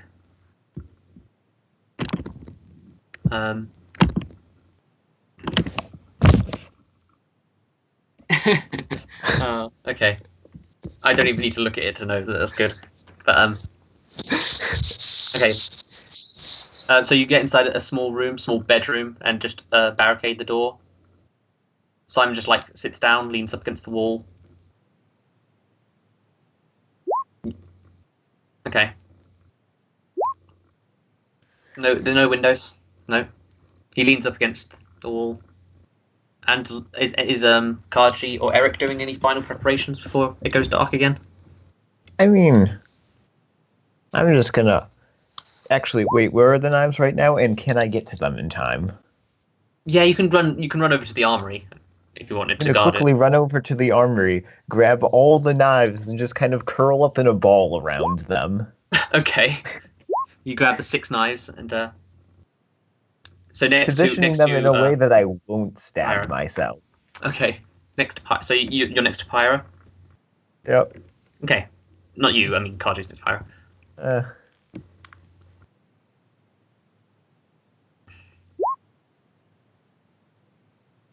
Okay. Everything goes dark. What? Hello? Hello. Yes? Oh, Lime's asking me a question, not... Oh. Yeah, you can block the door and stay next to him. You're just sitting down next to the wall. So you can just join him there. Okay. Everything goes dark. First of all, everyone give me perception checks.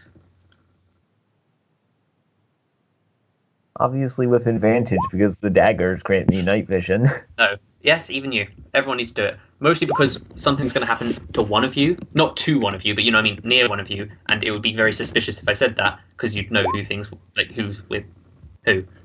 Can we just address my rules today? Just, yay.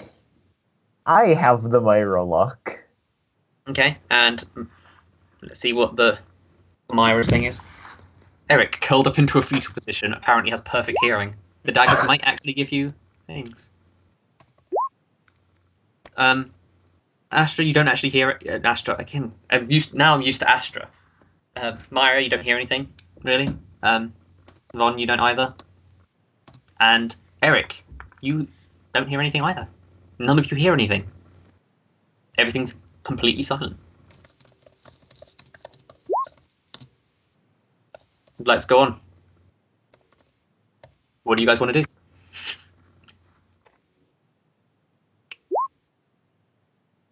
You look over at Simon, and he's sitting down in the same position, but there's a knife coming out through the wall, through his chest. Oh. Oh no.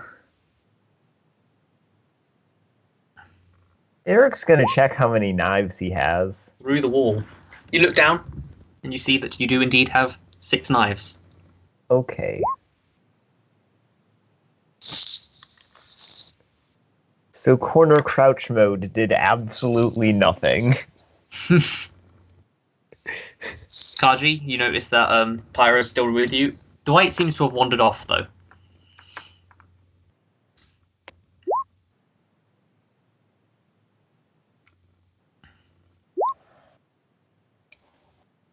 I should also mention there is a knife currently in Sliman. Currently in Sliman. Yes. So you have 6. So Eric has 6 knives on him right now. and Simon has one life in him. I'm just gonna like You look put for them Dwight, in my okay. pocket. All of them. Myra's calling everyone. You can just Okay, try and I'll everyone. head over. You head over there. Is Kaji going over to where Myra is? Okay, just ignore him. Also, So only is anyone Eric. else in the armory with me? No, nobody was there. So Okay. everyone except for Sherry, Persephone, Kaji, and Dwight meet up at the Slimer's body. So Sean's like, oh, okay, well, we're almost all dead now. That's not good. We really need a better plan. Pyra's like, oh, through the wall. That's just scary.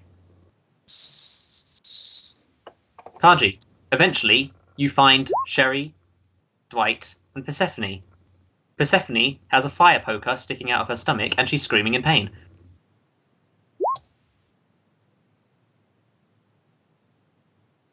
Blood pouring out of her mouth.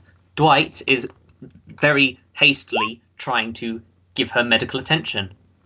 Lexanne is sort of just backing away slowly with a terrified look on her face. You're investigating the body. You're looking at the body. It's killed dead like the rest. Knife, same as the ones that were missing. So Oh, yeah, where's 7 Sherry? knives are accounted for. Persephone is stabbed through the stomach with a fire poker. Oh, did I say where's Sherry? No, where's Sherry? Sorry, I'm getting confused with words now. Wait a second. You don't know where Sherry is. You don't actually know where Sherry is. Okay, I'm gonna go look for Sherry. Sam, not Sherry. Okay, you look for Sherry.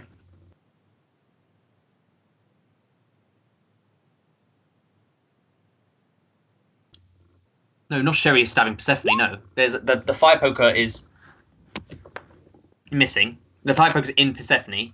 Lexanne was the one who was missing with Persephone.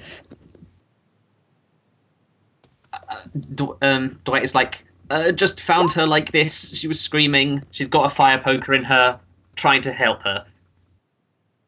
You look around for Sherry. Give me an investigation check. Lexanne is like, we just found her like this. The killer must have got her. You look around. It takes you quite a while, but you do find, cowering in a corner, in a fetal position, Sherry. She's just lying there. You don't see anything. She's quite curled up. She's facing away from you. Guys, do you know what this means? Sherry is lying hidden. It's actually happening. You step a bit close to Sherry, just a little bit more closer, and you see that she's got a knife sticking out of her chest. Oh, She's dead too. And that is all the no. knives accounted for. And also a fire poker in Persephone's stomach.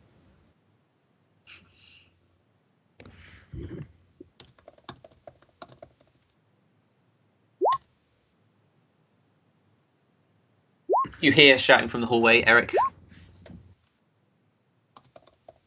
Lexanne is like, what? We need to help her. And she sort of like steps over. It's like, I don't know anything about medicine. Oh, if only Bobby was still here. And Dwight is like, I know little tiny stuff. And is just sort of like poking her, basically. Like, but Persephone is bleeding out quickly. And Persephone was not with Sherry, no.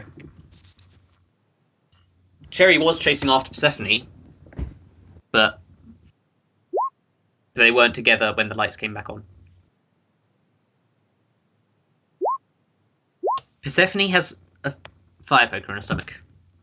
So currently, let's just do a roll call real quick, okay? So we've got... No, you currently know that... You're currently at Slimer's body. But because Pyra. What? Wait. Where's Red Shirt? Did he die and I just forgot about it? Red Shirt's with Slimer as well. He is over there. Okay, so he's still alive. He Still hasn't done anything. So we have one more person to die before Myra's up. Ironically, I can't actually control fire, which is ironic with my name and being a torch and all. But no, just time.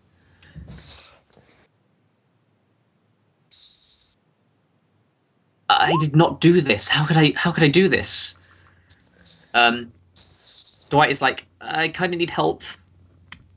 She's not breathing. So, are people just ignoring my cries for them to come here? Yeah, mostly. They're busy talking to Pyra and... oh, you did go, okay. So you're all going there, basically. You all leave Slime's body and go towards Sherry's body. Except Sean, hopefully. See, Sean just falls to his knees, just like, no! As he sees his dead sister. Well, I just realized a joke that I could make, but I'm not sure if I should. If you're not sure if you should do something, you probably should. It's gonna need to be worded a bit weirdly to make it work, but eh. You try and help Dwight. You just try and cover the blood from the wound, but Persephone still seems to be dying. She manages to utter a few words of the knife thrower before dying. Rip Persephone. I know everyone's sad to see Persephone die, especially Lime. The knife thrower. You're not there even.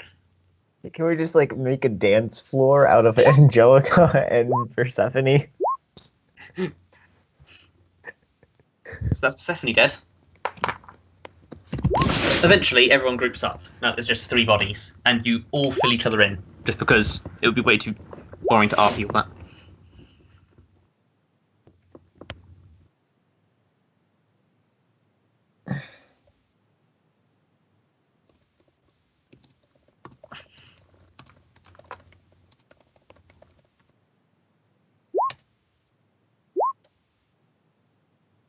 No, I'm not royalty. She's not.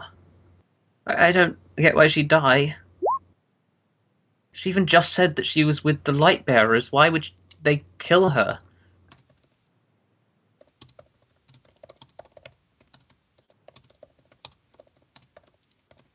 To trespass a wall, well, they stabbed through it. I mean, I'm pretty sure you wouldn't need to be magical to stab through a wall.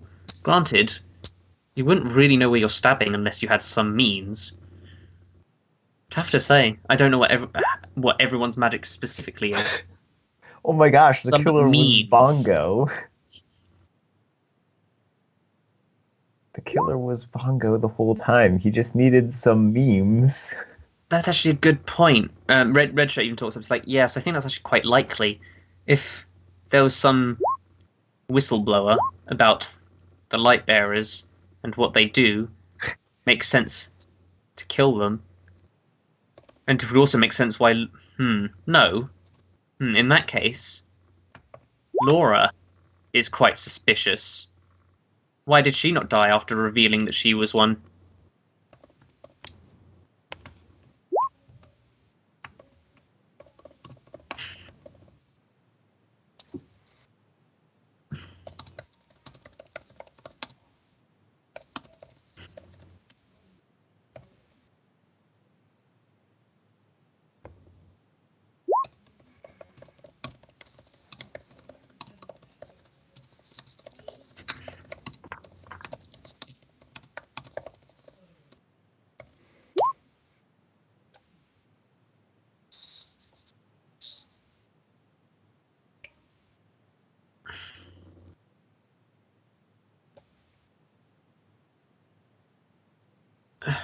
Red Shirt actually eventually approaches Kaji. And it's like, can you gather Myra and Eric and meet me in the main atrium? I think I've developed a bit of a plan.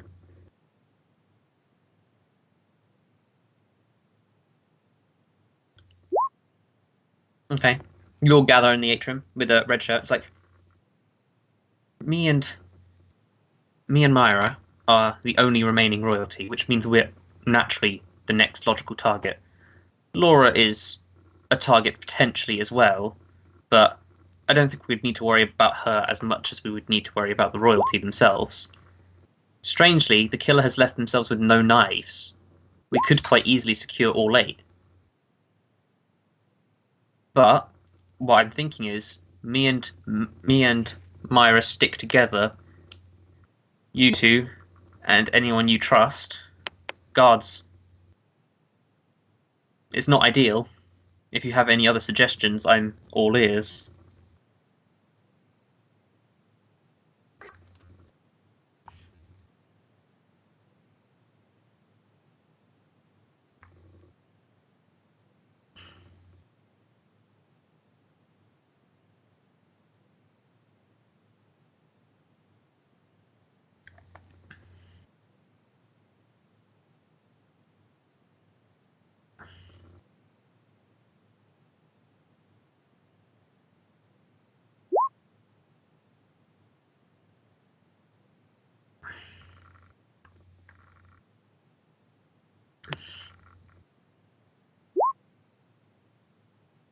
For the record, the only person that Eric trusted whatsoever was Slyman, because Slyman seemed like a pretty chill dude.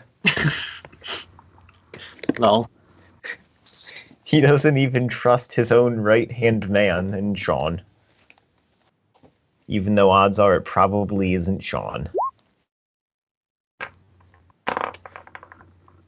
Good thing you don't trust Angelina, huh? I mean, Angelica's dead.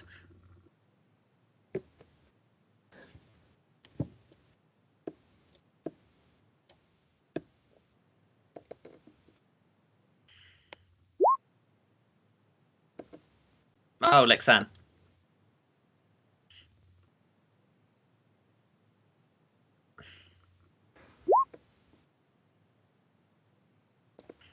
Close enough.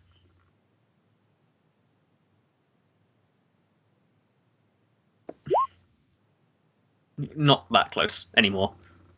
So, we have just over 10 minutes to make a plan. As he looks over at the clock. What should we do?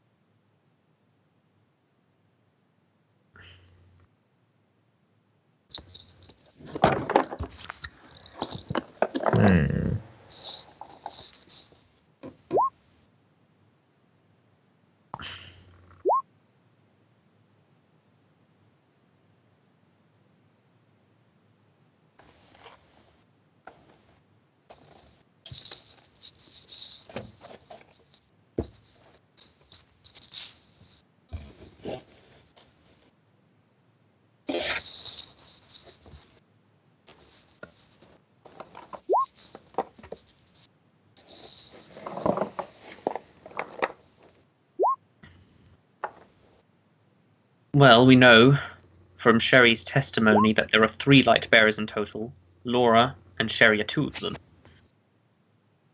We also know that it's likely a light bearer that's committing these crimes. Of course, they did kill Persephone, which is strange because Persephone didn't mention being royalty. Dwight then walks up and is like, "No, that's wrong," in cat speak. So only Kaji actually understands it, which is funny because Kaji is the only person who wouldn't understand that reference. I think I figured everything out. Well, not everything, but one murder out. So I was doing investigation. I'm not very good at it, but I was looking at the body, and I figured because of the trajectory of the fire poker, and the fact that the fire poker wasn't used in any of the other killings, that this was completely unique. I'm pretty sure she stabbed herself, and obviously stabbing herself is a pretty weird thing to do.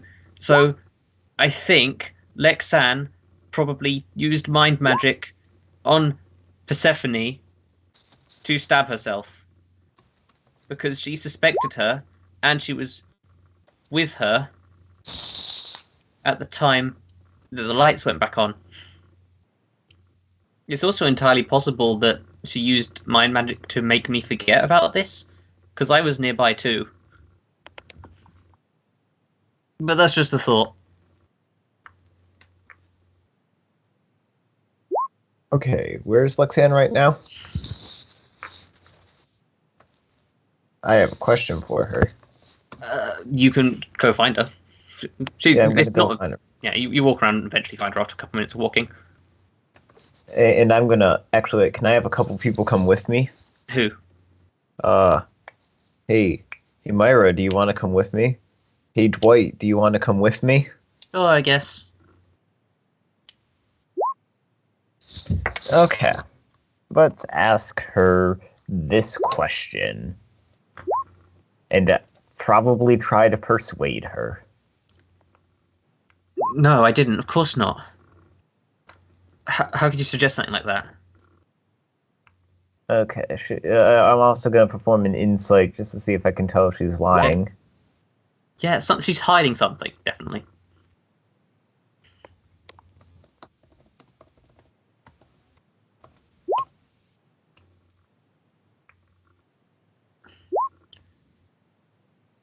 Zone of truth. You can use zone of truth, yeah. You quickly draw up the circle. You just draw up a circle. It takes a minute to draw up, and then they can't lie, or they have to actually make a check to successfully lie. Well, see, I've got no choice but to answer truthfully. Yeah, I did it. I made her kill herself. I was so sure that she was the killer. Like, it was really obvious.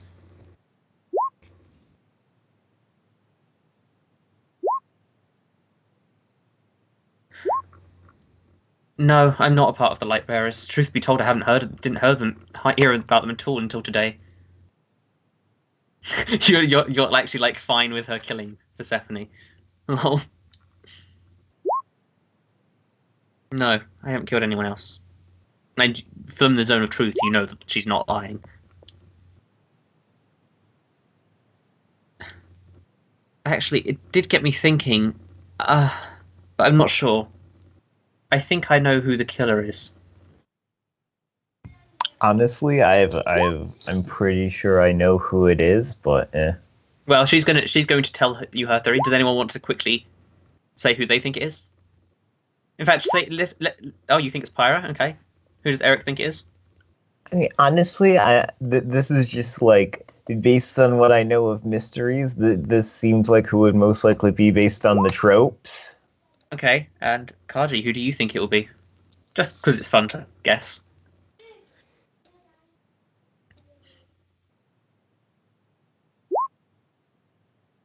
Interesting. Well, I think it's Pyra. Reason being, she said that Persephone had magic. But I don't think she does. I've never seen her use it. Like, I know I realised this after killing her, which is quite violent and horrible, but she would have had some kind of magic. She would have had some sort of resistance to my spells. Plus, she does have powerful magic. I could see her having mind manipulation magic too. Yes, she could have completely manipulated the events near the armory being trashed.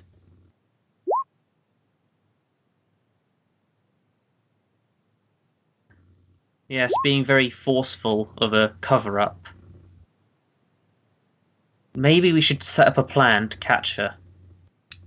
Or we could just go and grab her now.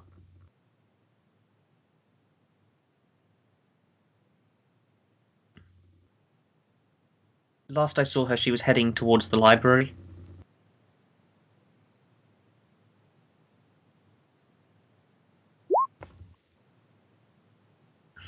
Maybe. We should probably group up with everyone first, though. See what they have to say.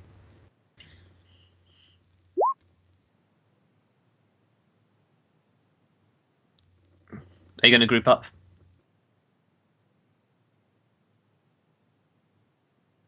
I'll take your complete silence as a yes. That or I've disconnected or something. No, my Skype seems to be working. Just nobody's talking. It's kind of creepy. I'm back. Oh, okay, that was really creepy. But yeah, I'm assuming you're all grouping up then, apart from Pyra? Yeah. Yeah, you all group up and you're setting up a plan. She's currently in the library and you've got 5 minutes before it gets dark.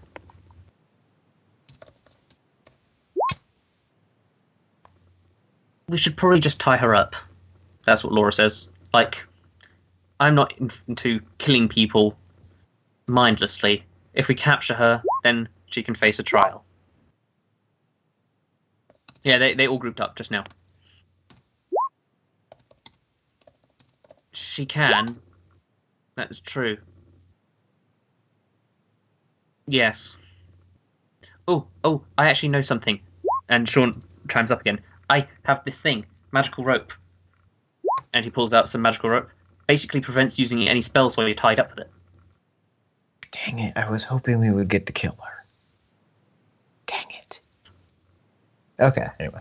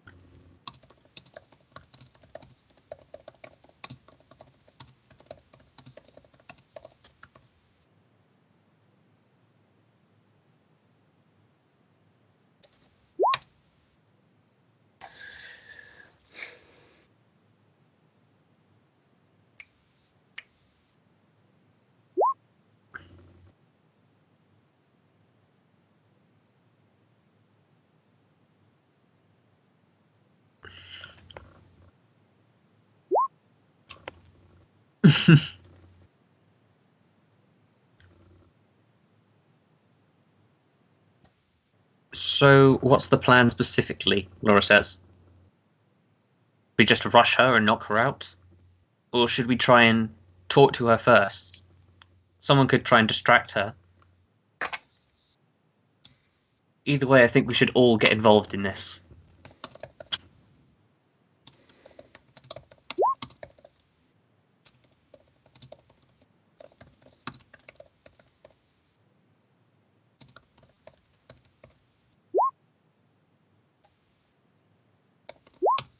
I know hold person. I can hold her in place. Although it's not 100% chance it'll work.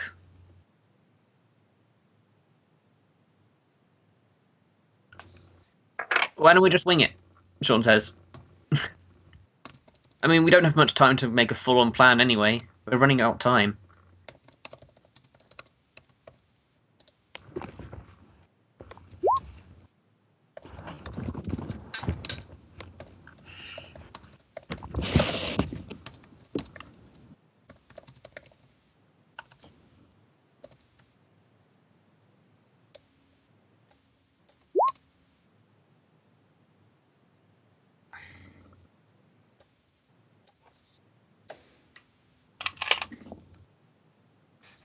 Guys, time is running out, Laura says.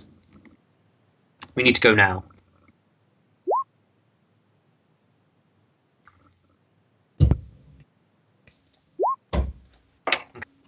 Who's holding onto the rope, by the way? The magical rope. Is it any of you? If not, it's going to be one of the NPCs. I mean, honestly, based on pure strength, it should probably be like Laura and Myra. Or if you want to tie... Well, here's the thing. Okay, I'm not... No, I can, because I've got NPCs. Well, if we want to hold her down, me and Myra can hold her down while someone a bit more dexterous ties the rope. Okay, so Kaji can tie the rope, and also possibly Sean, I don't know. Okay, let's do this. You head to the room. All of you basically wait outside this library now. You're all outside of it. And you've got about a minute and a half before it turns dark.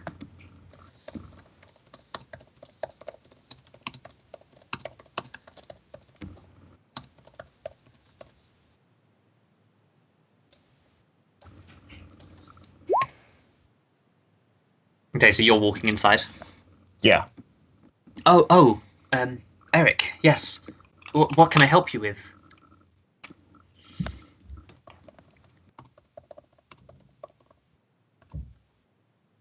While Eric's distracting her, Lexan turns to face the four of you, being Myra, Laura, Kaji, and Dwight, people with ropes and holding down. I'm going to hold her in a second, okay? When the spell works, go in. She gets ready. Oh, well, I'm not sure. And Lexan quickly pushes open the door and casts Hold Person on Pyra. You instantly see Pyra's body freeze up, and Lexan quickly shouts, "Go now, quickly."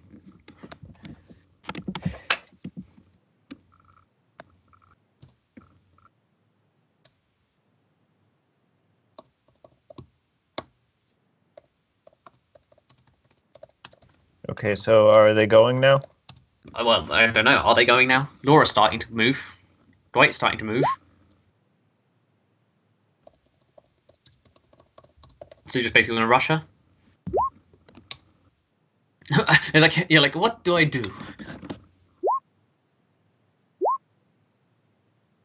Yeah, this is the ambush sort of thing. Like, you already distracted her, and Lexan's holding her in place.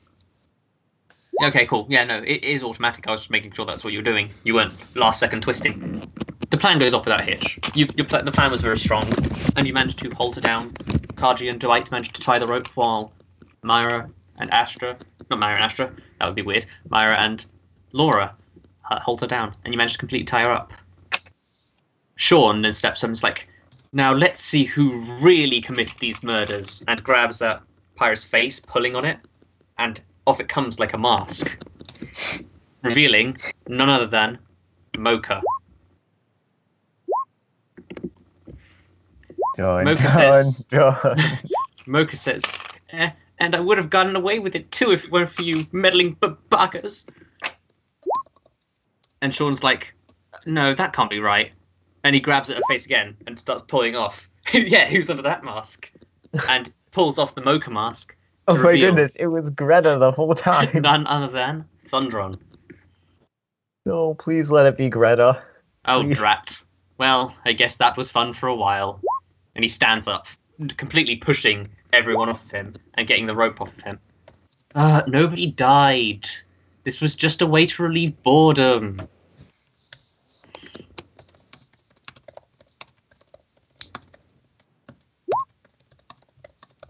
No, Thundrone is the coffee machine. Thundron is the god.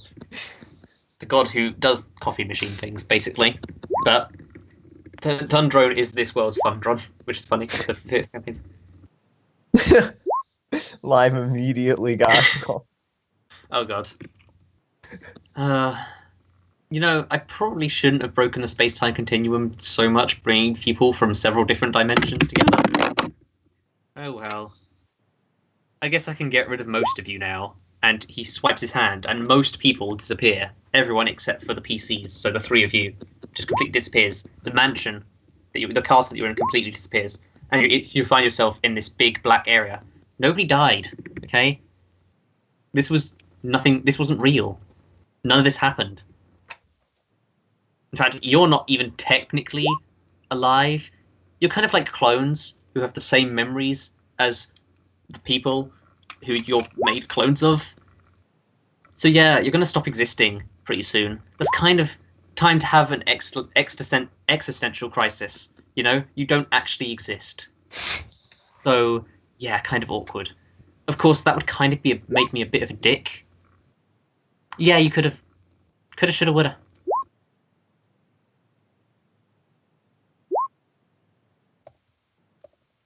Yeah, there are clones of everyone. I mean, I can make them at will. Of course, kind of would be a dick move of me to do this without anything. Obviously, I can't let you keep your memories of this stuff happening, you know? Wait, does this mean we can ask our coffee machine to make clones of people? Yes, you could. Well, no, you can't, because Thundron could do stuff like that, because you actually ask him to do something, and the God Call is the result of it. The coffee machine just does the wild surges. It doesn't actually do a thing as well as the wild surges. Well, you solved it pretty well. I mean, I would have suspected me right at the start. But you didn't miss that many hints. I'll say 7 out of 10. Could have done better, could have done worse. Well, then maybe you should have tied her up. Then. Yeah, honestly, I was just knowing you, I was half expecting you to just, suddenly pull Red Shirt out of nowhere and just be like, he's the killer, just because he got so little focus during everything else. No, it's because Red Shirt's a Red Shirt. Nobody cares about him. Anyway, since you did such a good job, I guess I should reward you. Now, as a consolation prize for soon not existing and losing all memories of this ever happening, I will give you the power to bend space and time once. So, anything that's already happened, Is there anything you would have wanted to do differently across any of the campaigns? Any single instance you can change. Obviously, don't do something that would change the entire space-time continuum, like not being born, because that would be kind of complicated. Can I change Eric's backstory so I start with 10 trillion gold? No. In character, yeah. I'm still in character as Thundron, and as Thundron, and Thundron actually is saying I'm still in character as Thundron. He breaks the fourth wall. It's a thing he does. It's a thing I do. To change the space-time continuum so that Sean and Shiri decided to join our crew? That's more possible. Certainly within the realm of possibility. It's certainly not impossible.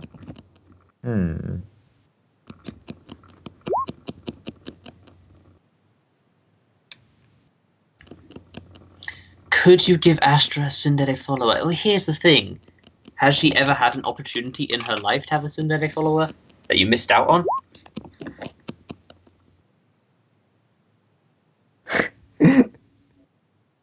That I can do.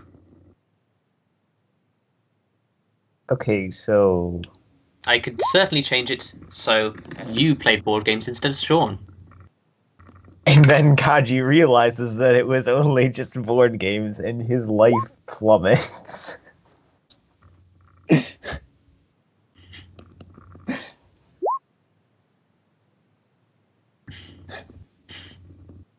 So, is that what you want me to do? Because that's really easy.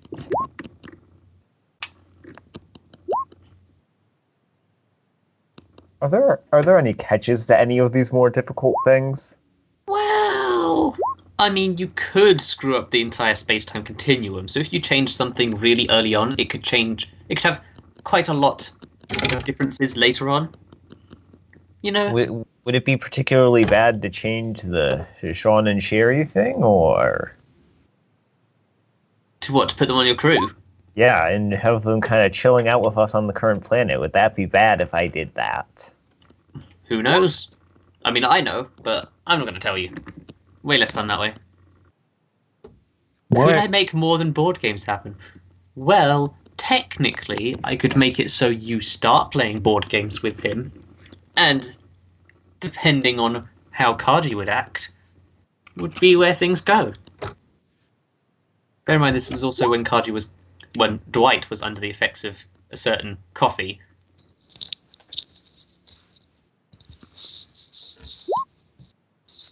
Okay, I'll do that. Obviously, I'll do these things at the same time, but that's your wish done. 2 more wishes to go, 1 for each of you two. Have you made up your mind? No, you didn't. He's saying that, like, you didn't have an opportunity to get a Tsundere follower, so he couldn't really change it so you did get it, you know? It's more like, for instance, I'm not saying this is a thing you could do, but you could change it so you didn't kill Persephone, for instance. That's a thing, because you did kill Persephone, so you could change it. Mark could just leave Astra as soon as she... What do you mean? I'm confused.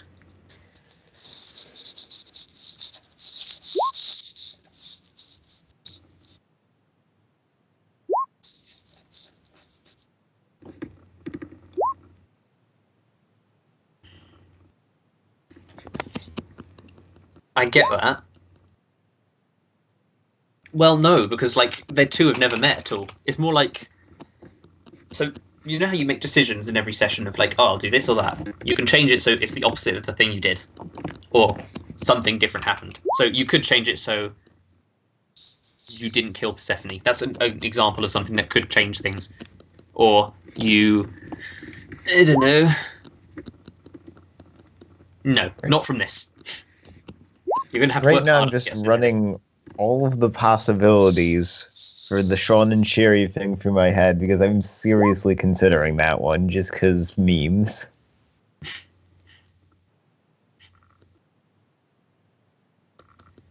You can also change things from other campaigns. Okay, but I wasn't particularly involved in No, I'm other saying campaigns. it's more to now, was Myra. I? You could wish Angelica out of his existence. You could wish that when Angelica died, she actually died.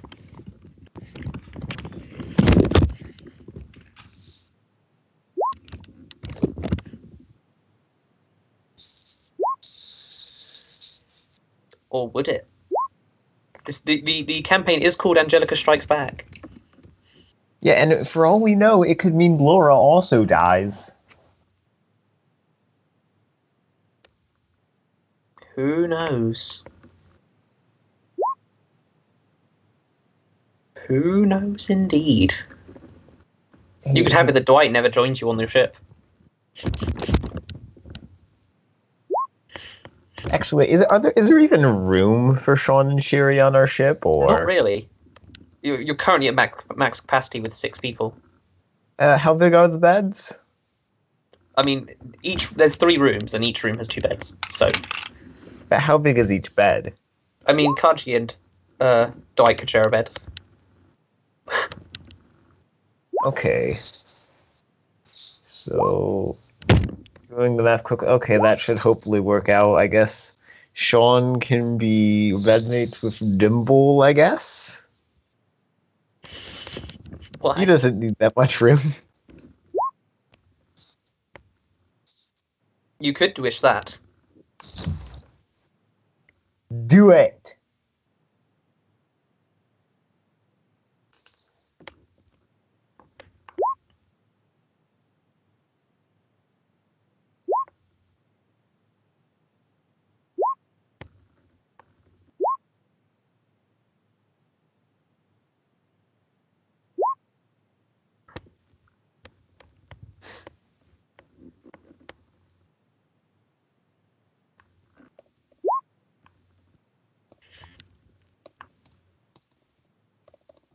I think I want to give you an option.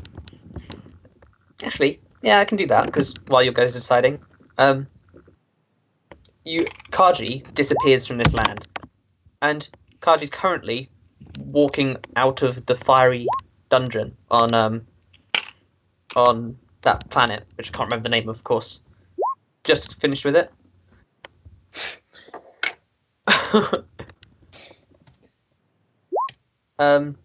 As Kaji's walking, he sort of gets a sudden rush of strange memories. He remembers being quite angry, but then he doesn't really realize why he was angry. He was definitely angry just a second ago, but he has no memory why. He thinks back to what happened 4 days ago on the ship. Dwight drank the coffee, became irresistible. People were fighting over him, Sherry with her bad pickup lines, and Sean was trying to sneak into his room, but Kaji saw him and snuck into the room instead. And you remember teaching Dwight how to play a board game because he found one under the bed. And you basically had a really good time with him. But you can't remember why you were ever angry.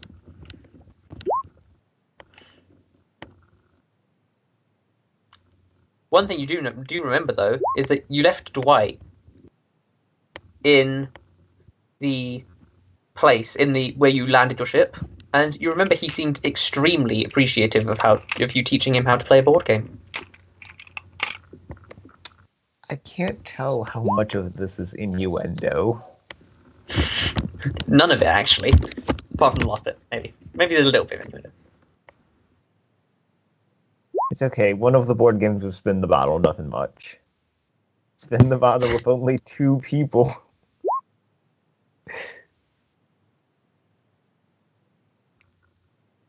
If you choose a Penelope Maradori, that would erase W from existence. Yeah, kinda.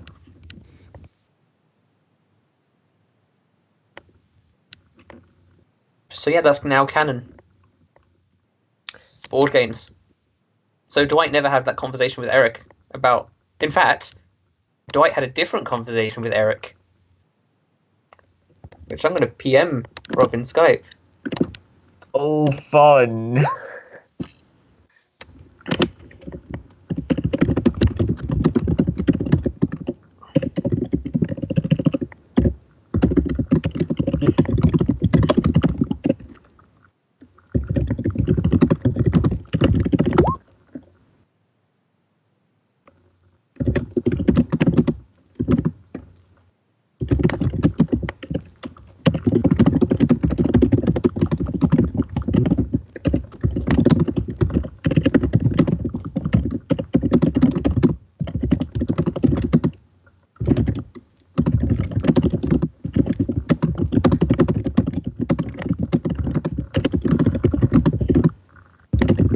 That's basically the content of the conversation, okay?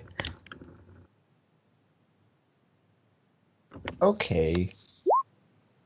I can see how Kaji, no, here's the thing though. Kaji's actions were still the same because he was still angry.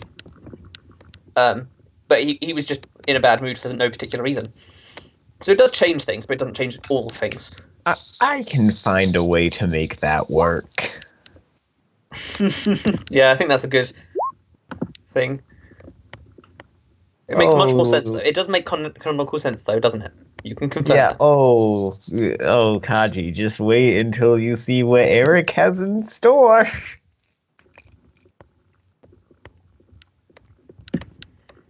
Spoiler alert, Eric having things in store for you is probably not good. So does Eric or Astra have anything in mind? No, Astra and Myra. Again, I'm getting confused. trying to run for the ramifications still. Okay. Okay, worst case scenario. Yeah, I'd say that's.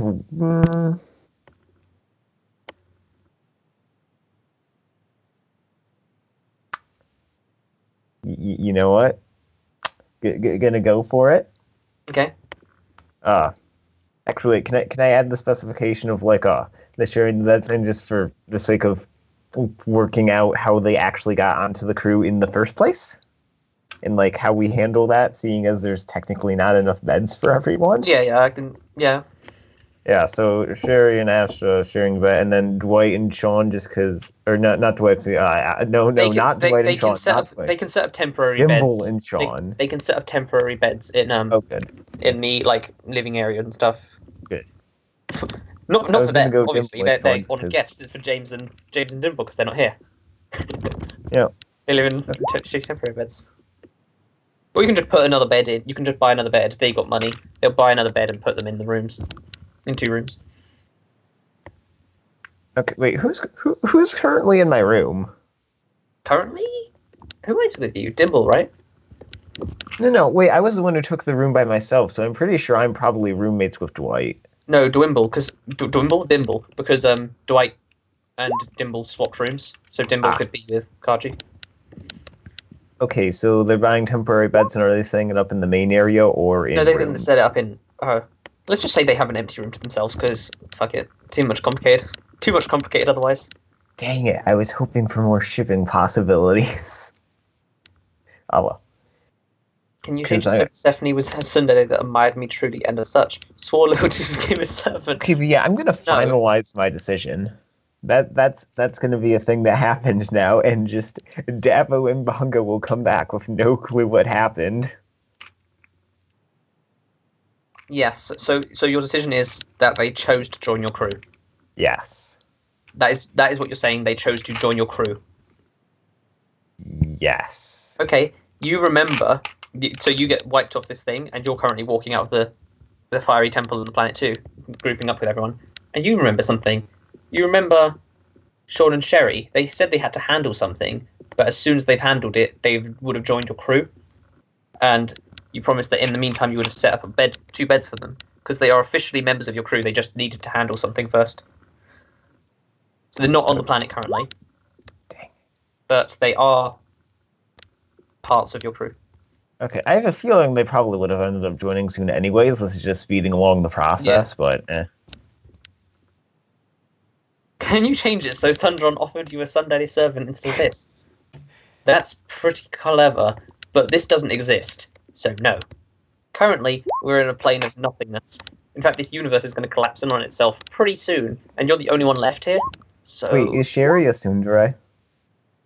No, Sherry's not Sunday. What dairy tropes do the 2 of them fall into? I guess Sherry would probably be a Kudere. Okay. And Sean? Sean? I don't know. Probably. Oh, what's the one that's Genshi or something? With like energetic, but like a bit, or like always energetic sort of thing. Okay. I think it's Genshi. I don't know. Dere? Wait, let me just Google it. Dere. Dairy is definitely a possibility.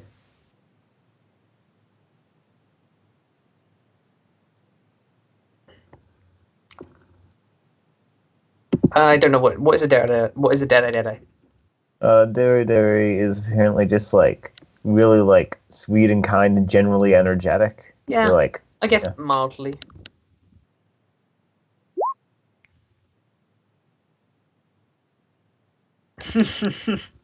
Oh god, well, Kaji's already forming a harem. Got 2 members so far. You know, you get in your shipping harem as well. It's. I wonder if Eric can successfully create a harem out of both Sherry and Sean. Twincest is wincest. Oh god, why? Oh god.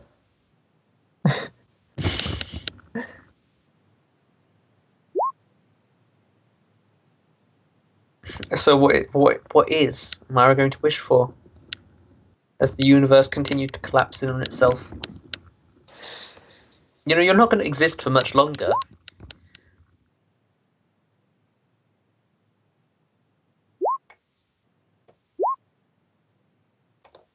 Okay. Just so, also, just if, in case it wasn't clear, nobody canonically, their characters don't remember this session happening. Okay.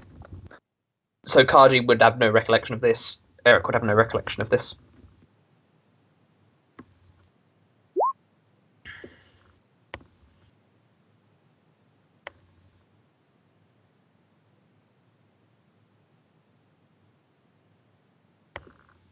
Okay, so I just need to make the 2 of them my followers, and I will be 1/7 of the way to completing my follower of the dairies. And then all Yeah, I'll it need is. to do from there is just get a robot arm, and everything I will have ever wished for Eric to do will be complete.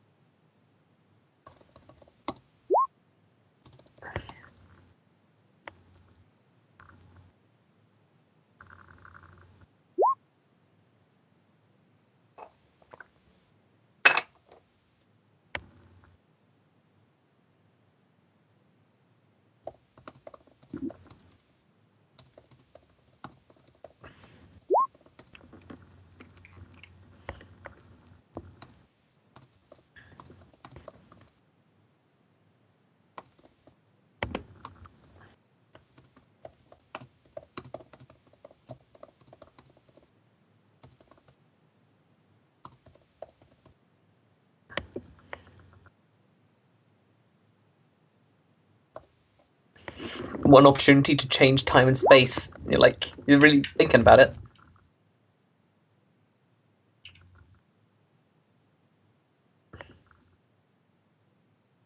Yeah, no.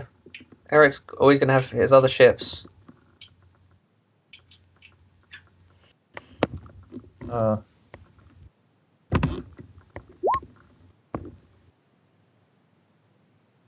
Yeah. That friendship is probably the strongest ship that's actually here. Apart from maybe Kaji Dwight.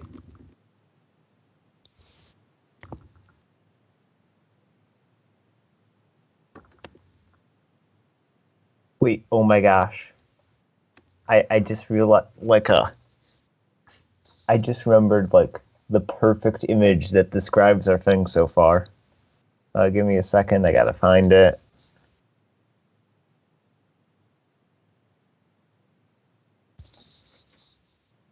I'll show it to Lime first because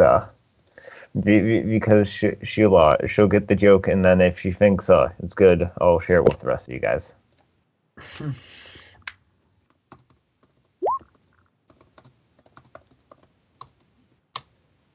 Physically, yes, you could make her weaker. It's possible that you could do that. But how would you want to do that?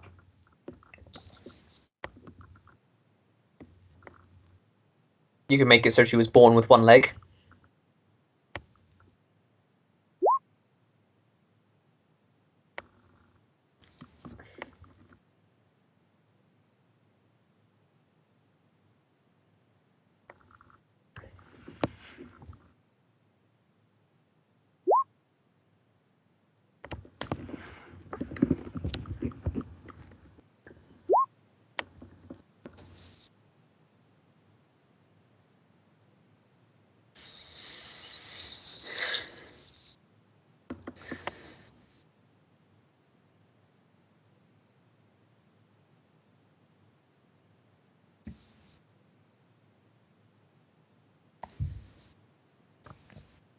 Like Akaji was like, wanna fuck Dwight.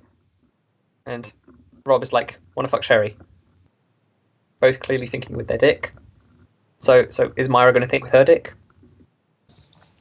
Well, no. Here's the thing. Even beyond I just feel like the two of them joining us would make things a lot more interesting in the long run. So, Yes, interesting for your dick. I mean, there's many ways it could be interesting. That I just mean, happens to be most one of those them. ways are genitalia. Also, I just realized I'm never going to get the entertainment value out of the Sean and Kaji feud anymore. Yeah. Dang it. Kaji can still be mad at Sean for no particular reason. Yes. He feels some hatred over him and doesn't really know why. Granted, you also did touch up Sean. You could just add Sean to your harem. Why not? Yes. Uncanonically. Uncanonically. No, non-canonically, rather. I know English. It's one of the few things I do know.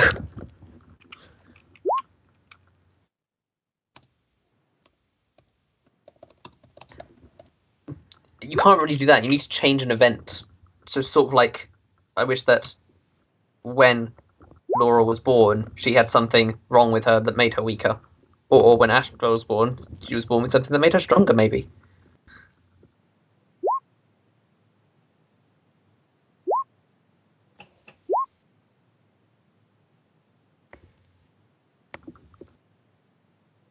Kaji feeling up Sean is definitely not canon in this universe.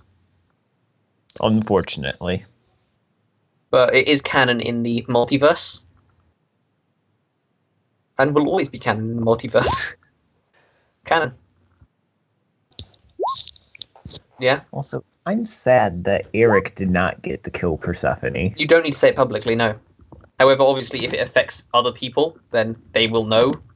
But yeah, you can just say it through Skype. Oh, you are typing in Skype. Good.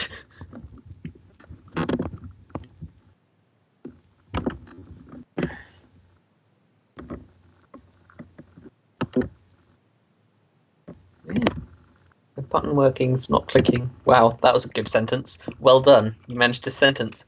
My button clicking's not working.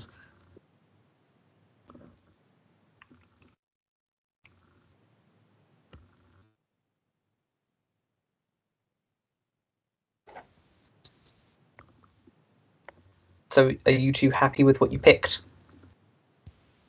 Yeah. Oh, just bend space and time. Yeah, I guess I'm happy with it. Yeah. I mean, it's something that probably would have happened anyways, let's be real.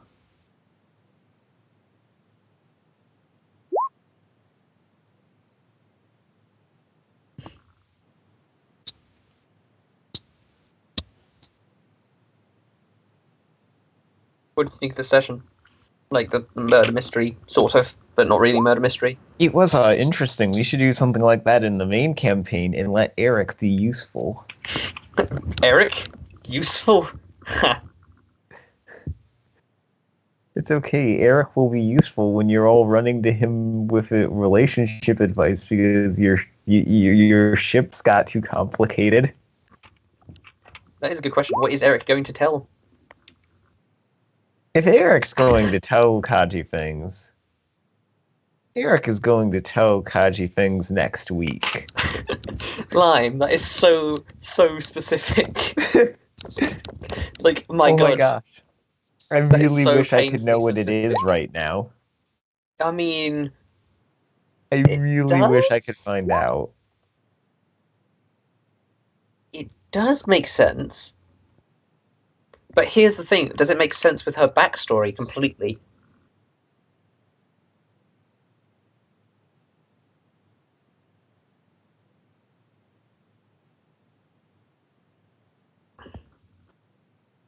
Okay.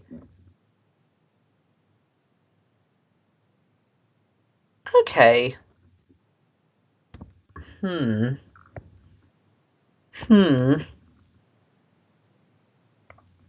Okay. Yeah, no, that works. I've got a few ideas. You might not want to be saying yes to that. When I say I've got a few ideas, that could be good or bad. But yeah, that doesn't affect anyone else. So you just continue walking out of the fiery pit, and you forgot about that person for a while, but your mind is suddenly thinking about them. So yeah, I always look for ways to flip it around. That sounded weirdly pervy in my head. Even though it's actually not that pervy at all.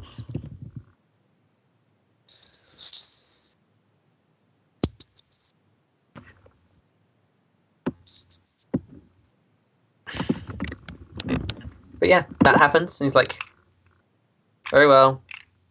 The universe is collapsing anyway, so you're going to stop existing. Bye. And you stop existing.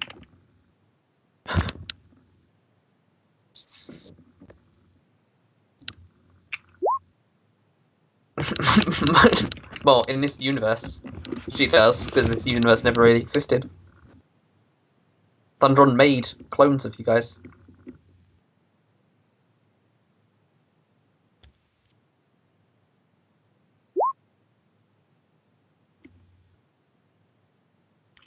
Hmm? Can you make the face swaps tad bigger? What? Oh, I didn't. I was scrolled down. Right, I'll just reveal this page a bit more. I didn't even see that up there because I was like zoomed in at the bottom of the thing and never used the map thing. Oh, it's that one. Oh god, Jinx. Okay. Jinx is like the creepiest Pokemon ever. Be sure to enlarge this Pokemon. Don't fool me. Oh my god, the bug. The Beautifly. Hey, you deleted my Pokemon. uh, You need to share this Pokemon with the world, Miki. Stop fighting. no, go away.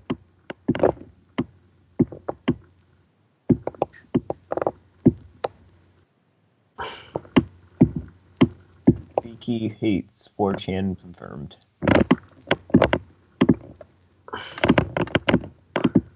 Oh my god, the flipping battle.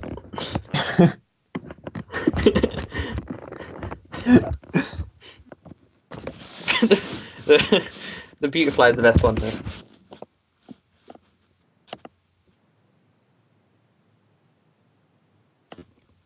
Can we just address Oshawott face for a second?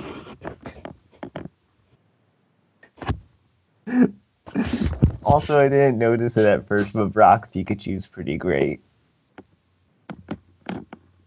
Yeah. Yeah. The main thing you notice there isn't actually the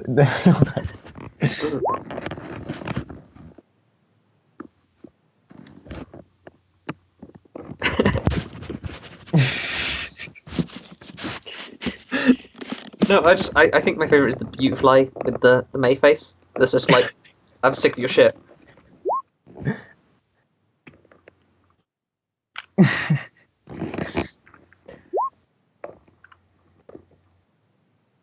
Human attack.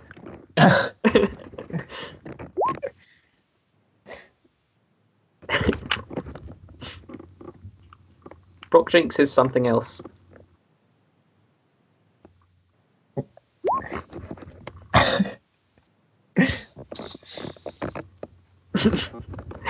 So does this mean Brock is like actually like a drag queen confirmed? Is this a thing? Is this canon?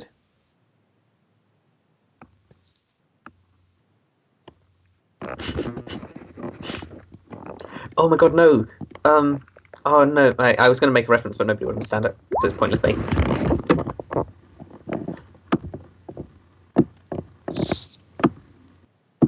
Where do you find these?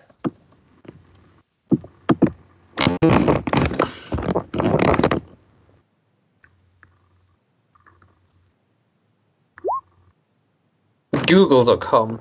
It's an upcoming search engine. You probably haven't heard of it. Oh my goodness, I just found it absolutely amazing one. Just wait till you get. Oh God, Vane. Oh, nobody cared about him until he put on the mask.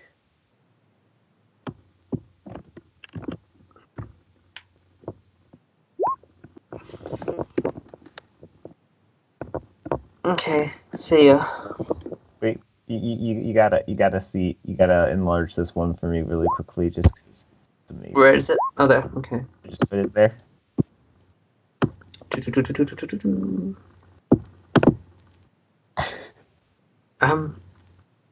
What? Why is that guy got no face?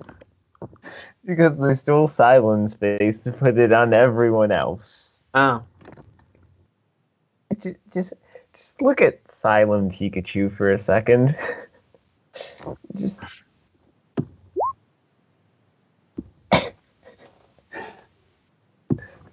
The God is dead, and we killed him.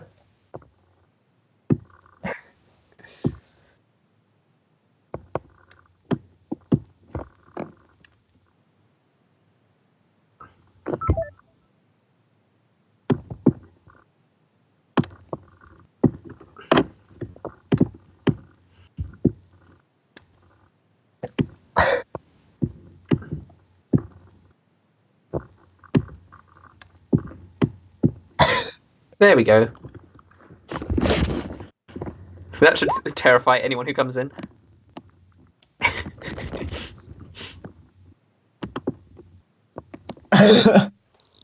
Oh. Honestly, some of my favorites are like the ones that are just like two trainers having it switched.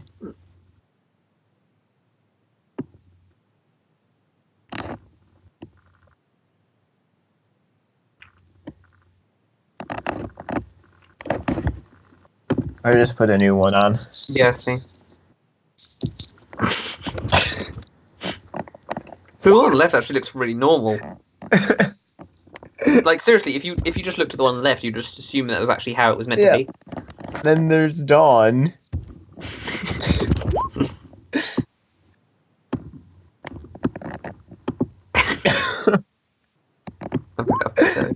Oh no! Oh no!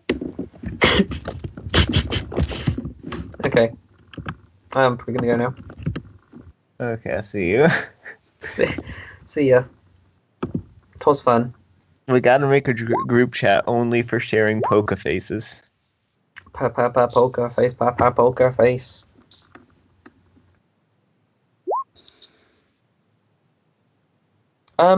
You did about as well as yeah. I mean, it was always supposed to end that way. That was like the planned ending. You could have ended it differently, but that was basically how things were gonna go. I figured like I was originally planning like, oh, I'll set up a choice tree thing where it's like you could save different amounts of people, but I was like, this isn't a canonical thing. It doesn't really matter who dies.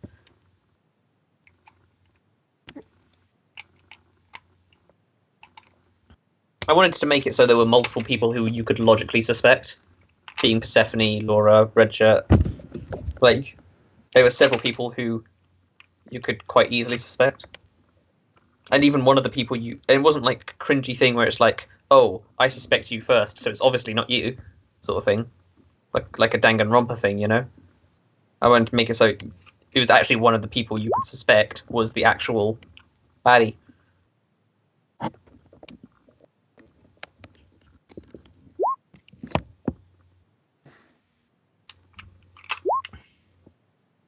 But yeah, but that's also because she actually killed someone. Like,